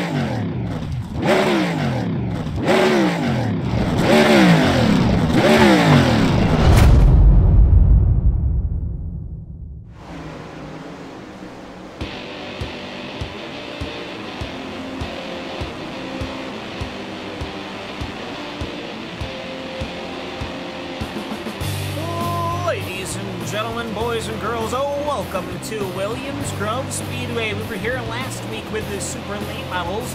Now we're here with the 410 Wing Sprint Cars. It's the world of Outlaws Craftsman Sprint Car Series 410 Wing Sprint Car reaction. On the dock in here today, we have got no less than 17 machines ready to rock and roll to put on a show for you, the fans out there of iRacing's hashtag Dirt Night. You're on iRacingLive RaceSpot TV. That is Randy Chenowth right over there. I'm Cameron Walsh. That's Hugo Louis doing all the production stuff. And my goodness me, qualifying is underway. It's hot. It's heavy. Randy, doesn't look like it's as close as the super late models, but you know what? Still putting in good times. Yeah, still a lot of close runners out there. Cam, currently Lewis Hewitt on the pole. The 17-179 and Dylan Sharman second. So all these currently have that front row currently locked out, but still a handful of names we need to see put in times. Daniel Gow as well as Alex Bergeron still owe us laps. Yes, he does. He's sitting there waiting. There goes the drill spill machine. It finally has a paint scheme. Hello, hello, it's straight. I wanted to clap, but that would sound weird with only one hand. But either way, the #1 machine is getting ready to get on a trekking. So he is the only one waiting for a lap time. So let's ride along with him. As, yeah, he's only, oh, you know what, he must have had an incident. That's why he was just pulling out of pit lane. So he might not even really get it because this lap might have been the one that counts and he left pit lane. So either way, Alex Bergeron will be pulling across the start-finish line. This will be the time. Ooh, he will jump up to second Only needed position. 1 lap. And he got that in with the skin of his teeth. It was 3 seconds after he passed the start-finish line that the session did not clear to start the heat races. So either way, let's quickly go over who is starting in these heats. We've got a 9-car heat and then an 8-car heat. So let's take a look at the 9-car heat. #1. It goes to Lewis Hewitt, Dylan Sharman, James Edens, Austin Selman, Corey Wenzel, Toby Debiel, Cody Olson, Nick Cooper, Josh Phillips is going to be the final runner here behind that iRacing official pace track. Randy, Paperclip Racetrack, one of your favorites. Take me through it. I love Williams Grove. It's just such an interesting racetrack. You have the long straightaways, the tight corners at the end of them, and always makes for, even though it's a big half-mile racetrack, it feels so much tighter in the corners and down these straightaways because it's just so narrow, and you have to get the car slowed up so much. But either way, TTL starting on the front row. We've seen these guys, Cam. We've said in the past, oh, teammates on the front row, they're going to play nice with one another, and then they don't. So Lord knows what's going to happen between Lewis and Dylan when we go green. I don't know. We'll have to find out. Lewis Hewitt and Dylan Sharman should work fairly well. Sharman will probably be protective a bit. It seems to me that James Edens does not have a paint scheme, which I only mentioned it because I don't think he had one in the late models either. He's the white. No, he always rolls a white car with a black outline on the numbers. Okay, all right. Well, that's his shtick. That's his shtick. But either way, the pace truck has rolled, and I think for me, I like how we're collecting a large catalog of the different types of racetracks. That's the thing I love about dirt track racing, is that you get such unique circuits. I grew up with a D-shaped dirt demon that is Burton Speedway here just outside of Syracuse, New York. Is that a word or just like an involuntary noise? Dirt demon. No, it's Burton. Yeah, it's Brewerton. It's we just call it Burton. Sounds but like either way, someone would be making in the ER. Don't make fun of my home track, Randy. God. But either way, you've got your paperclip tracks, which are great fun, and you're going to see why in a momentarily. You've got your fairground tracks like your Knoxville. You've got your bowls like Eldora and Volusia. And so for me, I'm happy that on the iRacing service, we're getting all these different tracks, Randy. Yeah, you got to love it, don't you, as Field rolls the way down the back straightaway, and I can't wait until we get some more of the tracks. And same with the Rallycross that we see on Friday, on these Friday night dirt nights as well. Can't wait till we get more tracks, more unique situations for those guys. As iRacing safety truck getting ready to come to the safety of pit road, and let's see if Sharman and Hewitt can bring out a nice heat race win for TTL. Now we are getting ready. It took him about 5 seconds to spool that 410 wing sprint car up, and he gets a rocket shot as Austin Selman chucks his VLR machine way outside. Someone's in a tic-tac paint scheme, so I like that, but we are green here in heat number 1. This is 17 of Toby DeBell as they're going to work themselves through 3 and 4 and down this back straightaway, or front straightaway for the first time. So nice and clean through the first lap, wheel to wheel for, I believe, 4th on the racetrack. That's Austin Selman, and can't see actually who else that was. I think it was a 17 car, but he's going to get that job done. No, actually, I think it was Corey Wetzel. They're fighting, but everyone getting themselves single file, and I see a lot of cars running that top groove. Yeah, James Edens has really fallen back. He has moved back down to 6th position in that 1-2 lap span, as Dylan Sharman is trying to lock in to Lewis Hewitt's heat, but Hewitt just seems to be running a tighter span right now, perhaps a little bit more wing, perhaps a bit more of an attack angle, as Hewitt just seems to be able to grip the front. He gets the rear spun quicker than Sharman, and he's able to put the heat on with that engine. And it looks to me like Hewitt has the track in control right now. There's some biggest contact in the back 7 machine. That was Corey Wenzel, big slider on the 6 of James Edens, and that was never going to stick. So hopefully that's not a sign of things to come, Cam, because that's the very reason we oftentimes get a lot of caution in these sprint car races, just people throwing ill-advised at best sliders. Yeah, most definitely. Ill-advised, that's the best word for it. 8-lap feature. We're on lap number 6 right now. Somebody being way too complimentary in the YouTube chat. Toby DeBeal and Nick Cooper having a fantastic battle right now. Cooper runs high inside. He'll throw the slide job. Toby DeBeal, they work their way around right now. The number 17 machine, I gotta say, I think whenever I see a tic-tac, it reminds me of the old GTP card. I love that machine way too much. Or was it a Group C car? I don't even remember. Anyways, it's irrelevant, because Lewis Hewitt is running away with this one. Dylan Sharman looking pretty comfortable, and I think cars are just getting comfy now.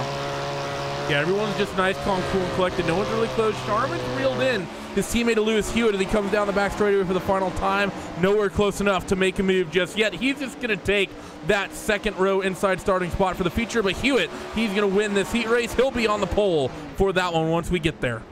Double checkers for that number 8 TTL, so that is how that will break on down, as the finishing results are going to be Hewitt, Sharman, Selman, DeBeal, Cooper, Olson, Edens, Phillips, then Wenzel. Now we're going to go right on to heat number 2. Engines getting rolling right now. Alex Bergeron, Dylan Semmelman, Daniel Gow, Bradley Cash, David Heilman, Adam Elby, Blake Derflinger, Travis Smith is going to be your final running machine. So, because I know we like to have that counter, it's not just 1, it's not just 2 or 3, but it is 4 Australians here today. So, and I see Nick Cooper's from New York. Maybe he's familiar with the legendary Barutin Speedway. But either way, car is getting ready to rock and roll. And for Alex Bergeron, Randy, he's got Dylan Semmelman and perhaps Bradley Cash, but I think he's got the easy way out on this one. There's still definitely some quick names in this heat race. We've seen David Heilemann, Kim. He's not someone we can just up and forget. He's someone we've seen not really show and have the ultimate greatest pace in qualifying, but once we get to the races, David Heilemann is always a contender in these sprint cars week in and week out. So even though he's starting a little bit down the field in this heat race, I don't think that David's going to finish where he is. I think he might end up on the podium in this one. Well, he certainly could. As the pace track rolling around right now, we've got 1 at 2 green. And that means we're going to have some action. Sprint cars doing what sprint cars always do, and that's forgetting to accelerate behind the pace truck. Pretty sure we're in a World War I trench periscope at this range. But either way, Alex Bergeron getting ready in his drill spill sprint car to rock and roll. Dylan Semmelman in his VLR machine getting ready to be his outside. And these two lines are far and away from each other, and that is all you need to know. Bergeron is waiting on the inside line to get some grip. That pace truck, when he pulls in, will be into the right foot of one Mr. Alex Bergeron.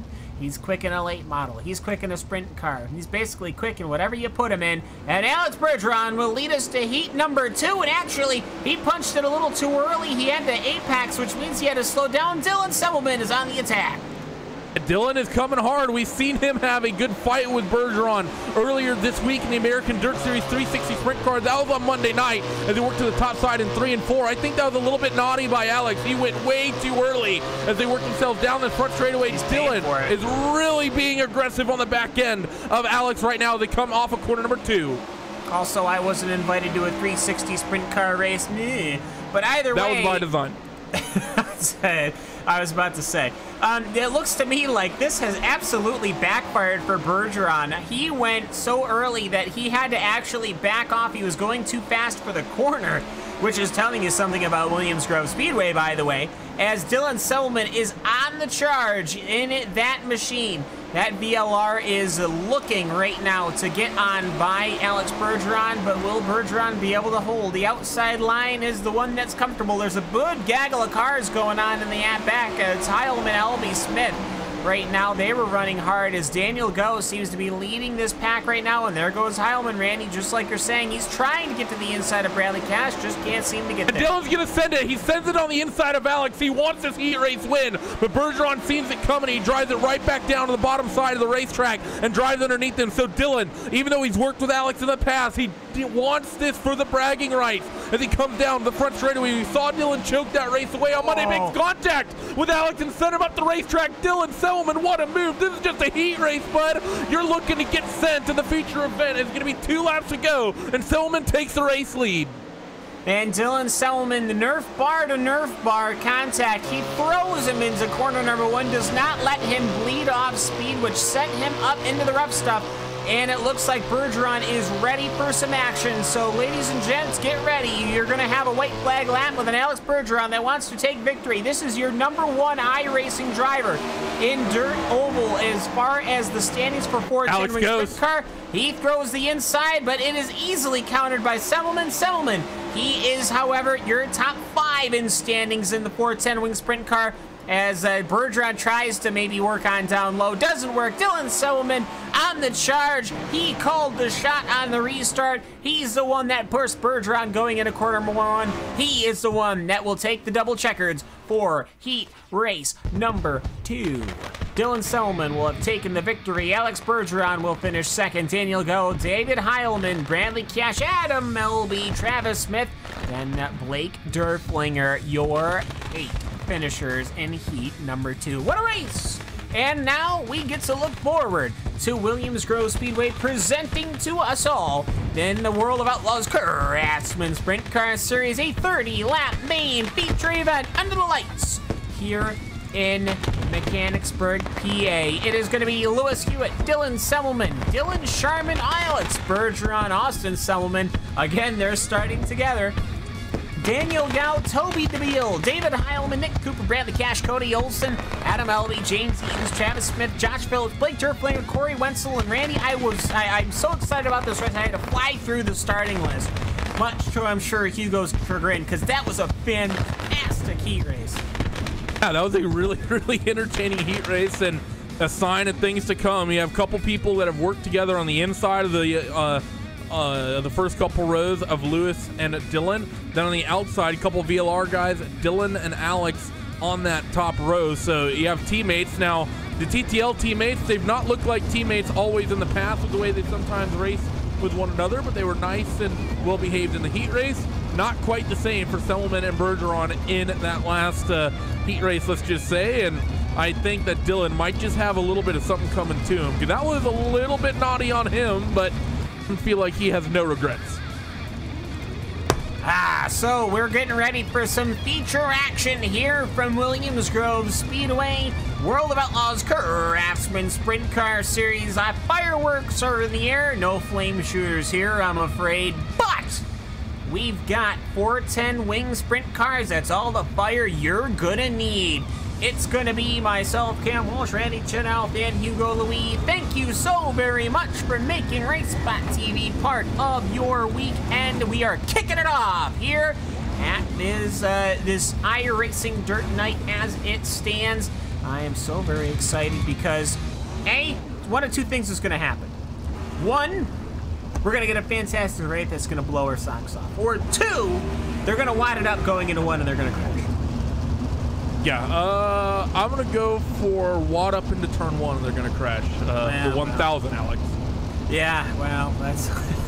Fingers crossed. Pace Truck looks to the safety of pit lane for the first time tonight and hopefully the last. Lewis Hewitt will hold him off here as, he wants it so bad. Sullivan tried to call it. He'll do a wheelie down the entire front stretch. He'll actually hit the pit wall. He's going to make a huge gaggle going into one. Can they get themselves sorted out?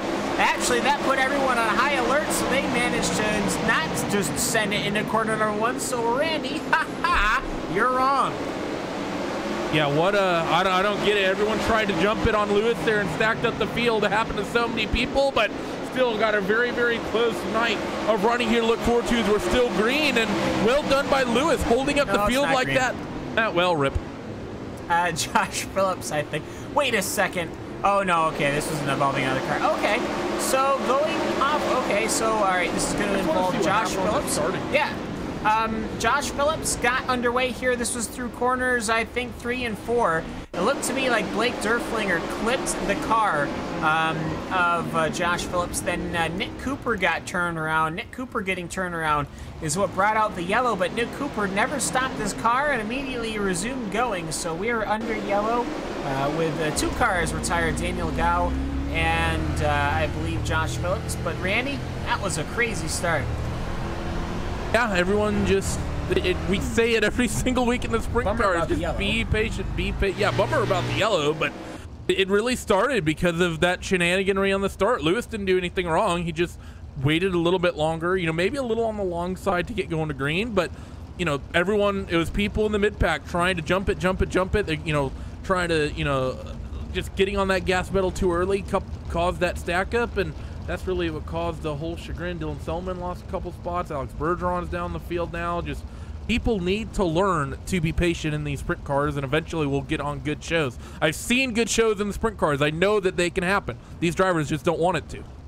Albino Dragon. That's all I'm going to say on the matter. Yeah, fair enough. I think for me, I'm unhappy with the flagger. I understand there was a car that had spun literally right in front of his face, but that car immediately started going, so I'm wiggling my finger at that guy. These William Grove people, I tell you, they throw the yellow up for anything. Lights that out Pennsylvania posse, man. God, they just... And now I start getting rage messages on Twitter. Oh, great.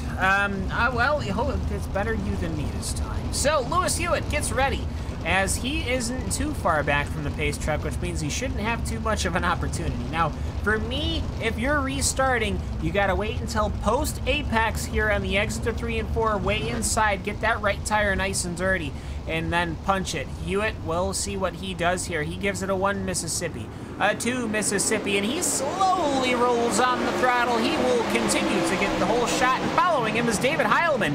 You pointed out, Randy, that he looked pretty strong. Well, here he is, running second.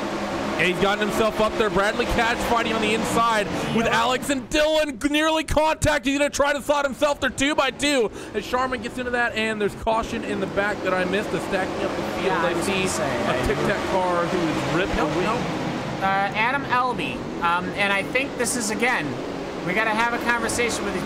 Okay, that's a pretty fair caution. The car was stopped and he had to turn it around, but still, either way. Oh, Adam Elby, his day's actually done. That's surprising. I thought his rear axle had held up out of that one, but he was missing a front wing. Well, you don't need that. They run these things without any wings, Randy. Yeah, but it's easier to do it without any wings than it is to do it without a front wing, but with an upper wing. Nonsense. I think you and I just invented a new series of sprint cars, but whatever, I'm sure. Yeah, the world of understeer sprint car series. Hey, coming to a broadcast near you. So we're behind the pace track again. And it seems to me like we haven't actually had any accidents. That's what's weird, Randy. It doesn't actually feel like we've had any crashes. I mean, we've only lost a couple cars. They've not been big major hits, but it's just spins. Yeah, it's still just been the same, issues that we've been seeing week on week on week from these guys. But oh well. I mean, regardless, lights should be going out on the pace truck here in a minute, and then hopefully we can be green to the end. Otherwise, it's just going to be a big. It happened again. Single file restarts when. So let's get this thing all bottled back up. Lights are going to go out on the pace truck this time by. Means we're going to have about a 30-second count before we go green. So I'd like to remind you, you're watching the hashtag Dirt Night on iRacingLive and RaceSpot TV. Don't be afraid to leave us a message on the old social media and the Facebook and the whatever and the like and subscribe and all the other blah blah blah. Anyways, they are 3 wide now, going down the pace line there. Jack needs a friend in that pace truck so he can wiggle his finger at these guys, because these guys, I don't know what it is with sprint cars in Williams Grove, but we always have the ugliest restarts. I don't know why, but looks to me like David Heilman, he's going to run way high side. He closes up Lewis Hewitt. He keeps the revs building. 1 Mississippi. He's about 3 Mississippi. 4 and up he goes. Lewis Hewitt will lead us into quarter number 1. We're green at Williams Grove. Lewis has done it 3 times and gone pretty late. Oh, wheel-to-wheel contact with Charlotte. Somebody's over. Up on his lid. Cam, you said you haven't seen any wrecks. Well, that car's tumbling under the bridge on the back straightaway. Definitely a wreck this time. Not sure what happened. You jinxed him. This one, I mean, there was a stack up initially because people tried to. Well, right, yeah. Dylan, I think.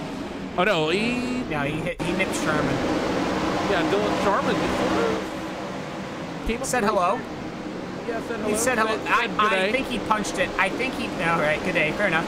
I think he punched it on corner exit, hoping that he was going to get the grip, but the track's starting to slip away, and he just slid up. That's at least what it looks like for me. Yeah, I don't know. I just aren't racing with any respect out there. It's the only way to put I'm surprised Heilman hasn't vomited. I hope he's not on an Oculus Rift, because that's going to be a bad trip. That'll be quite the headache. That'll be a nice trip to CVS to get some aspirin. Yeah, but or any of your pharmaceutical establishments, Randy.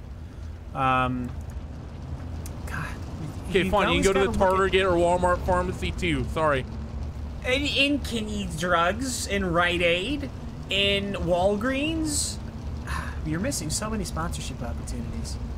Anyways, lights are going to be going out on the pace track this time by for the 3rd time now, which means we are going to be nearing halfway with 2 green flag laps.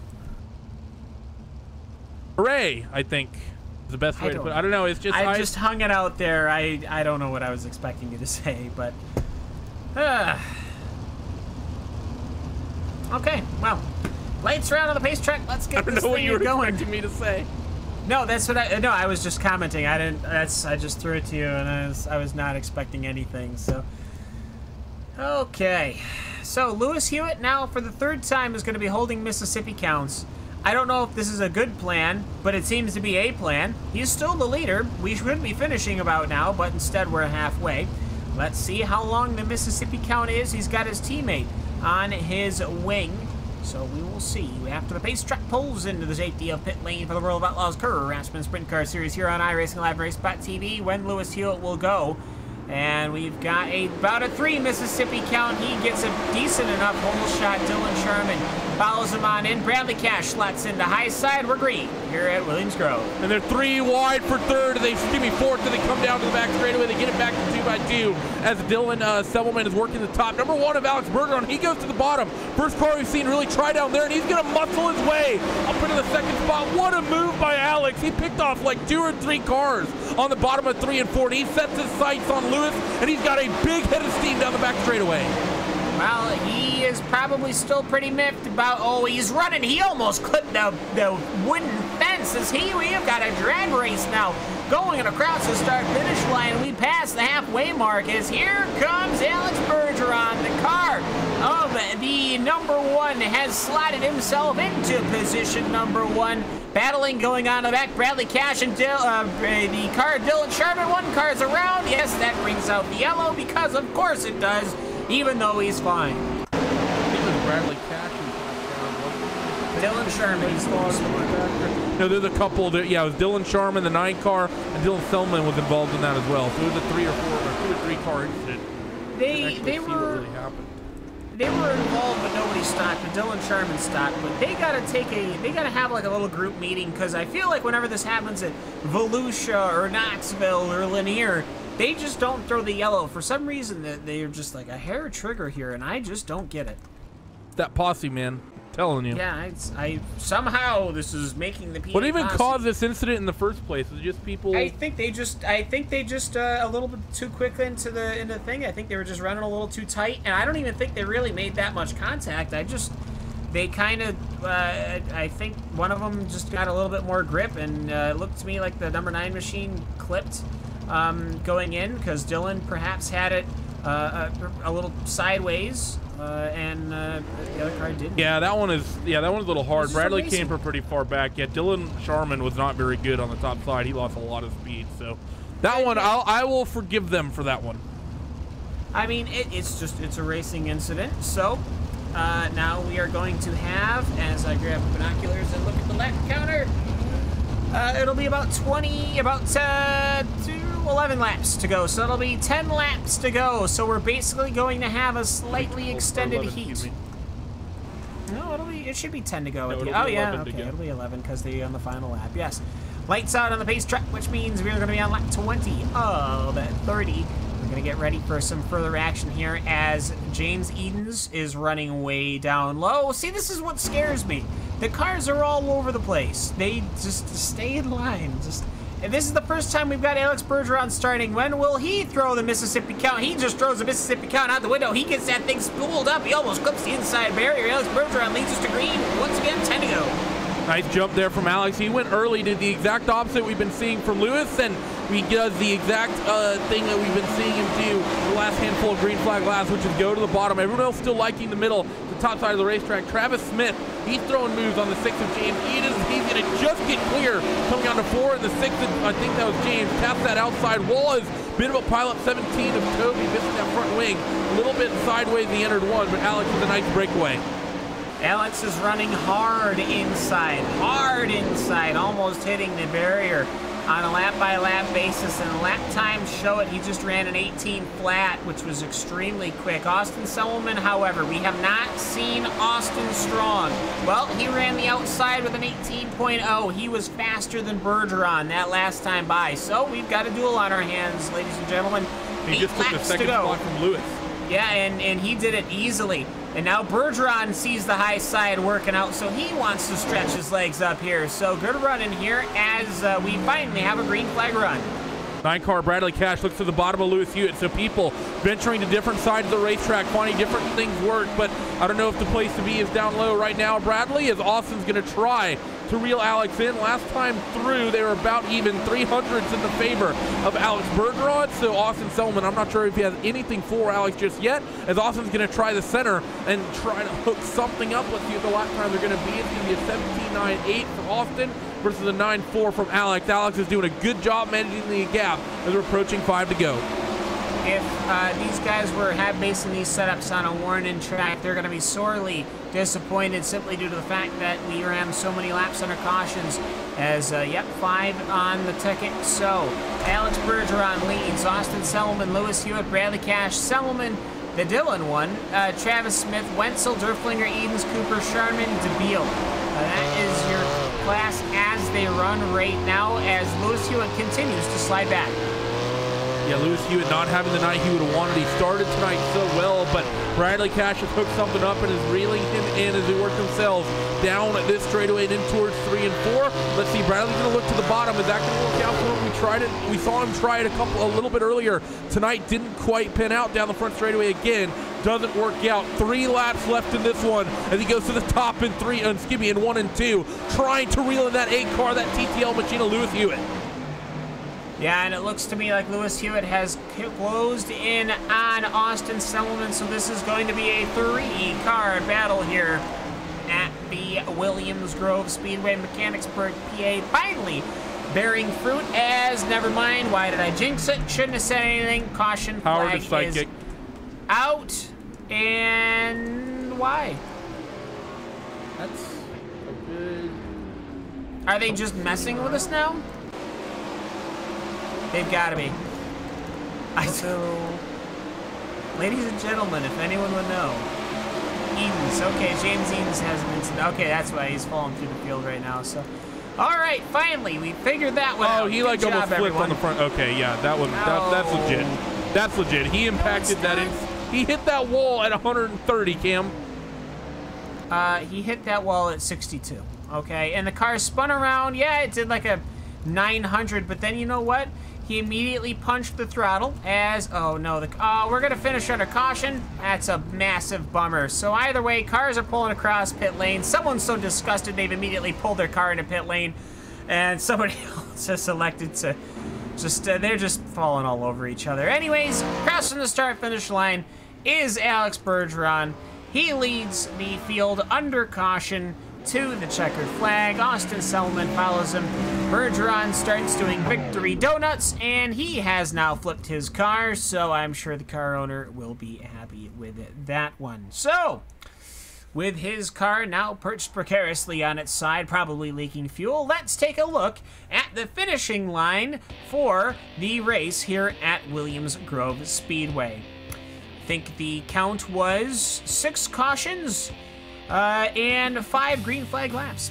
Alex Bergeron takes the checkered flag after 14 minutes and 41 seconds of running. He started in 4th position. He did work his way up to the front, and he had a great pass to take over the lead. Austin Selman running strong that outside line. He will finish in 2nd. Lewis Hewitt will finish in the 3rd position. Bradley Cash, he has gone from 10th to 4th. Congratulations, great job for that number 9 machine of Bradley Cash. Dylan Selman, he'll finish in the 5th position. Travis Smith will finish 6th. Corey Wenzel will finish 7th. Blake Durflinger in 8th. Nick Cooper, Dylan Sharman, Toby DeVille in the Tic Tac machine, James Edens, Daniel Gow, Cody Olson, David Heilman, Adam Ellie, and Josh Phillips. Randy, well, we seem to have this happening. When we see the green flag out, things are amazing. When they're not, Yeah, the problem is we only see the green flag out in the late models, so...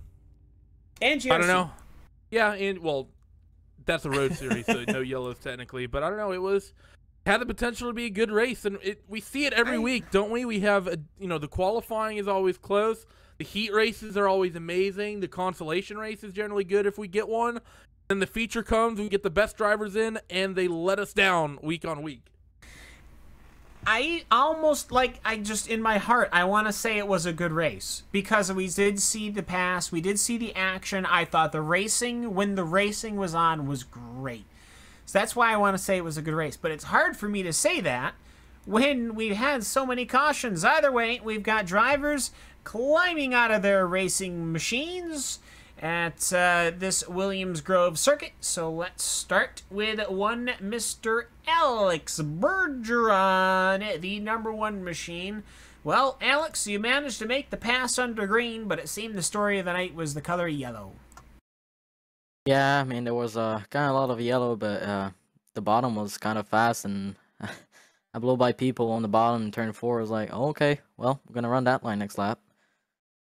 Yeah, So, I remember. yeah, I that think was very interesting.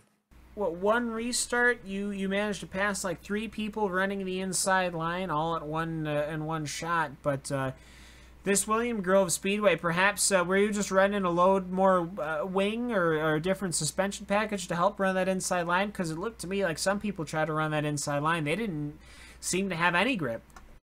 I kind of had the same setup to run the top side, just the bottom was quick because nobody ran there, so I kind of figured I'd try the bottom at one restart, and did work. So yeah, it kind of worked in my favor, and well, nothing else to say about it. Yeah, indeed. Williams Grove, tricky circuit, seems to be throwing cautions out. Pretty much hand over fist, throwing it out like candy on a Halloween. So unfortunately, you didn't have a lot of green flag laps. When we did, you managed to make the pass under green to secure the first place position, which has given you the win. Just is this track kind of bread and butter for you at this point? Just everything worked to how you expect, or there's still surprises? No, Williams Grove is like, it's very interesting for, like, if you get some luck, you're fine. I mean, on one restart, I was kind of, it was stacked up a little bit and got hit by behind, and I was lucky to save it. And from there, you know, I started from like 7 or 8, I think, and made my way back. But it's once you get the lead here, is you have such an advantage. So when you do a restart, you're like kind of secure, like to like when you're gonna get to the other caution, you'll be first. So it's for sure when you're first, it gives you a big advantage. But you know, from restarting mid pack is very difficult because people are just going everywhere because it's Williams Grove, and you gotta throw some slide jobs and make it work. So it's very interesting starting in the mid pack, but you know, being first is the best thing to do. Yeah, absolutely. And, well, first you did finish. So with that, I will, on top of congratulating you, give you the floor as is tradition. Anyone you'd like to give a shout out to or thanks before we let you go? Yeah, good race to Austin, my teammate. You did a good run. And thanks to VLR, the Drill Spill, their collective, their car racing, Mar Inc., and you guys for broadcasting. So see you next week. Next week, indeed. So that's Alex Bergeron, your race winner. Congratulations, sir. Now, let's go on to Austin Semmelman. The number 2 machine is standing alongside Randy Chenowth. Let's get him in the RaceSpot TV booth and have a word with him. Well, Austin, is an interesting night for you. A lot of cautions, but managed to take that number 2 car up from 5th up to the 2nd spot. How was your night when it wasn't spent under yellow? It was fun when it wasn't under caution, for sure. That track was actually really fun to race on. We had multiple lines. Alex drove by everybody on the bottom there on that one restart, so I knew it was down there. I think if we could have had a lot more green flag laps, it would have been really entertaining, but the few good laps we had were actually pretty fun, so I enjoyed it. Volusia coming up. We're, of course, seeing the real cars there. I believe this weekend for the opening round of the real world of Outlaws are in Florida to kick off their season. And what do you think we're going to get there? Running at night. Volusia's been one of the troublesome tracks historically for these guys. We going to have another night like tonight next week, you think? I don't know. I think Volusia is actually different now since the last update. It's because it's wider. We have more racing room other than the one small line that we used to be able to run on the last build. So I think it should be a little bit better actually than before. So I'm optimistic. I know it sounds crazy considering the last 2 races we've had, but I think we can sort it out and hopefully put on a show. Sorry, you said seasons wrong. Randy. But regardless, Austin, well, yes, Cam? Volusia, do you have any idea how many cursed races we have had at Volusia? Yeah, I'm aware. I'm well aware. I've been here for all of them, which is more than you can say. Anyways, I was at F-Rec, so I know too. Yep. Anyways, Austin, thanks for joining us. Congratulations on the P2 after the dramatic night. Before we let you go, any shout-outs? Who would you like to thank? Yeah, definitely. First off, you guys for being here and doing this for us. Dirt Collective, being on mine and Dylan's cars. So we got some cool looking cars with them. Everything they're doing for VLR, of course. Dirt Division, Matt Hill for doing all our paints. Congrats on Alex on a great job tonight. He wheeled it up there, and we got a 1-2 out of it, so that was pretty cool. And we'll hopefully see you guys next week. Well, Cam, back over to you. Well, Hugo, back over to you. No, I mean, I don't really know what Austin, else back over to you. Yeah. I don't really know what else to really say. I mean, it seems to me like these last 2 weeks have been disappointing at best, but with glimmers of hope. Perhaps it's a bit like eating clams. You split open the clam, you put the thing in the way too much butter, and I hate clams, by the way, and you eat it, and there's just that little grain of sand in there that you're just like, that is just... No amount of butter fixes the sand, unfortunately, and that seems to be at least the problem that we have right now with the sprint cars. So I think hopefully we'll be able to get these things sorted out. I don't know off the top of my head where they are going next week. I know the late models are going... Yes, Volusia, okay. I know late models are going to Knoxville. That's going to be exciting. GRC is going to Phoenix, I believe. So that's going to be exciting. And I hope that, ladies and gentlemen, boys and girls who have been watching... all night long here on iRacing Dirt Night, that you follow us along with it. And Randy, I gotta say, it's been week number 10. Late models still top dog. I mean, my goodness, do they put on a good show? It's been week number 9. This is week number 9. We're heading to week number 10. Yes, but you said it's been week number 10. Well. Unless you're a time traveler. Hey, you don't know me. But I think, Randy, just the GRC race was good, but we had that incident. Late models stole the show, then sprint cars. We had a great 8-lap green flag run. Yeah, I don't know. Like you said, the GRC put on a good night.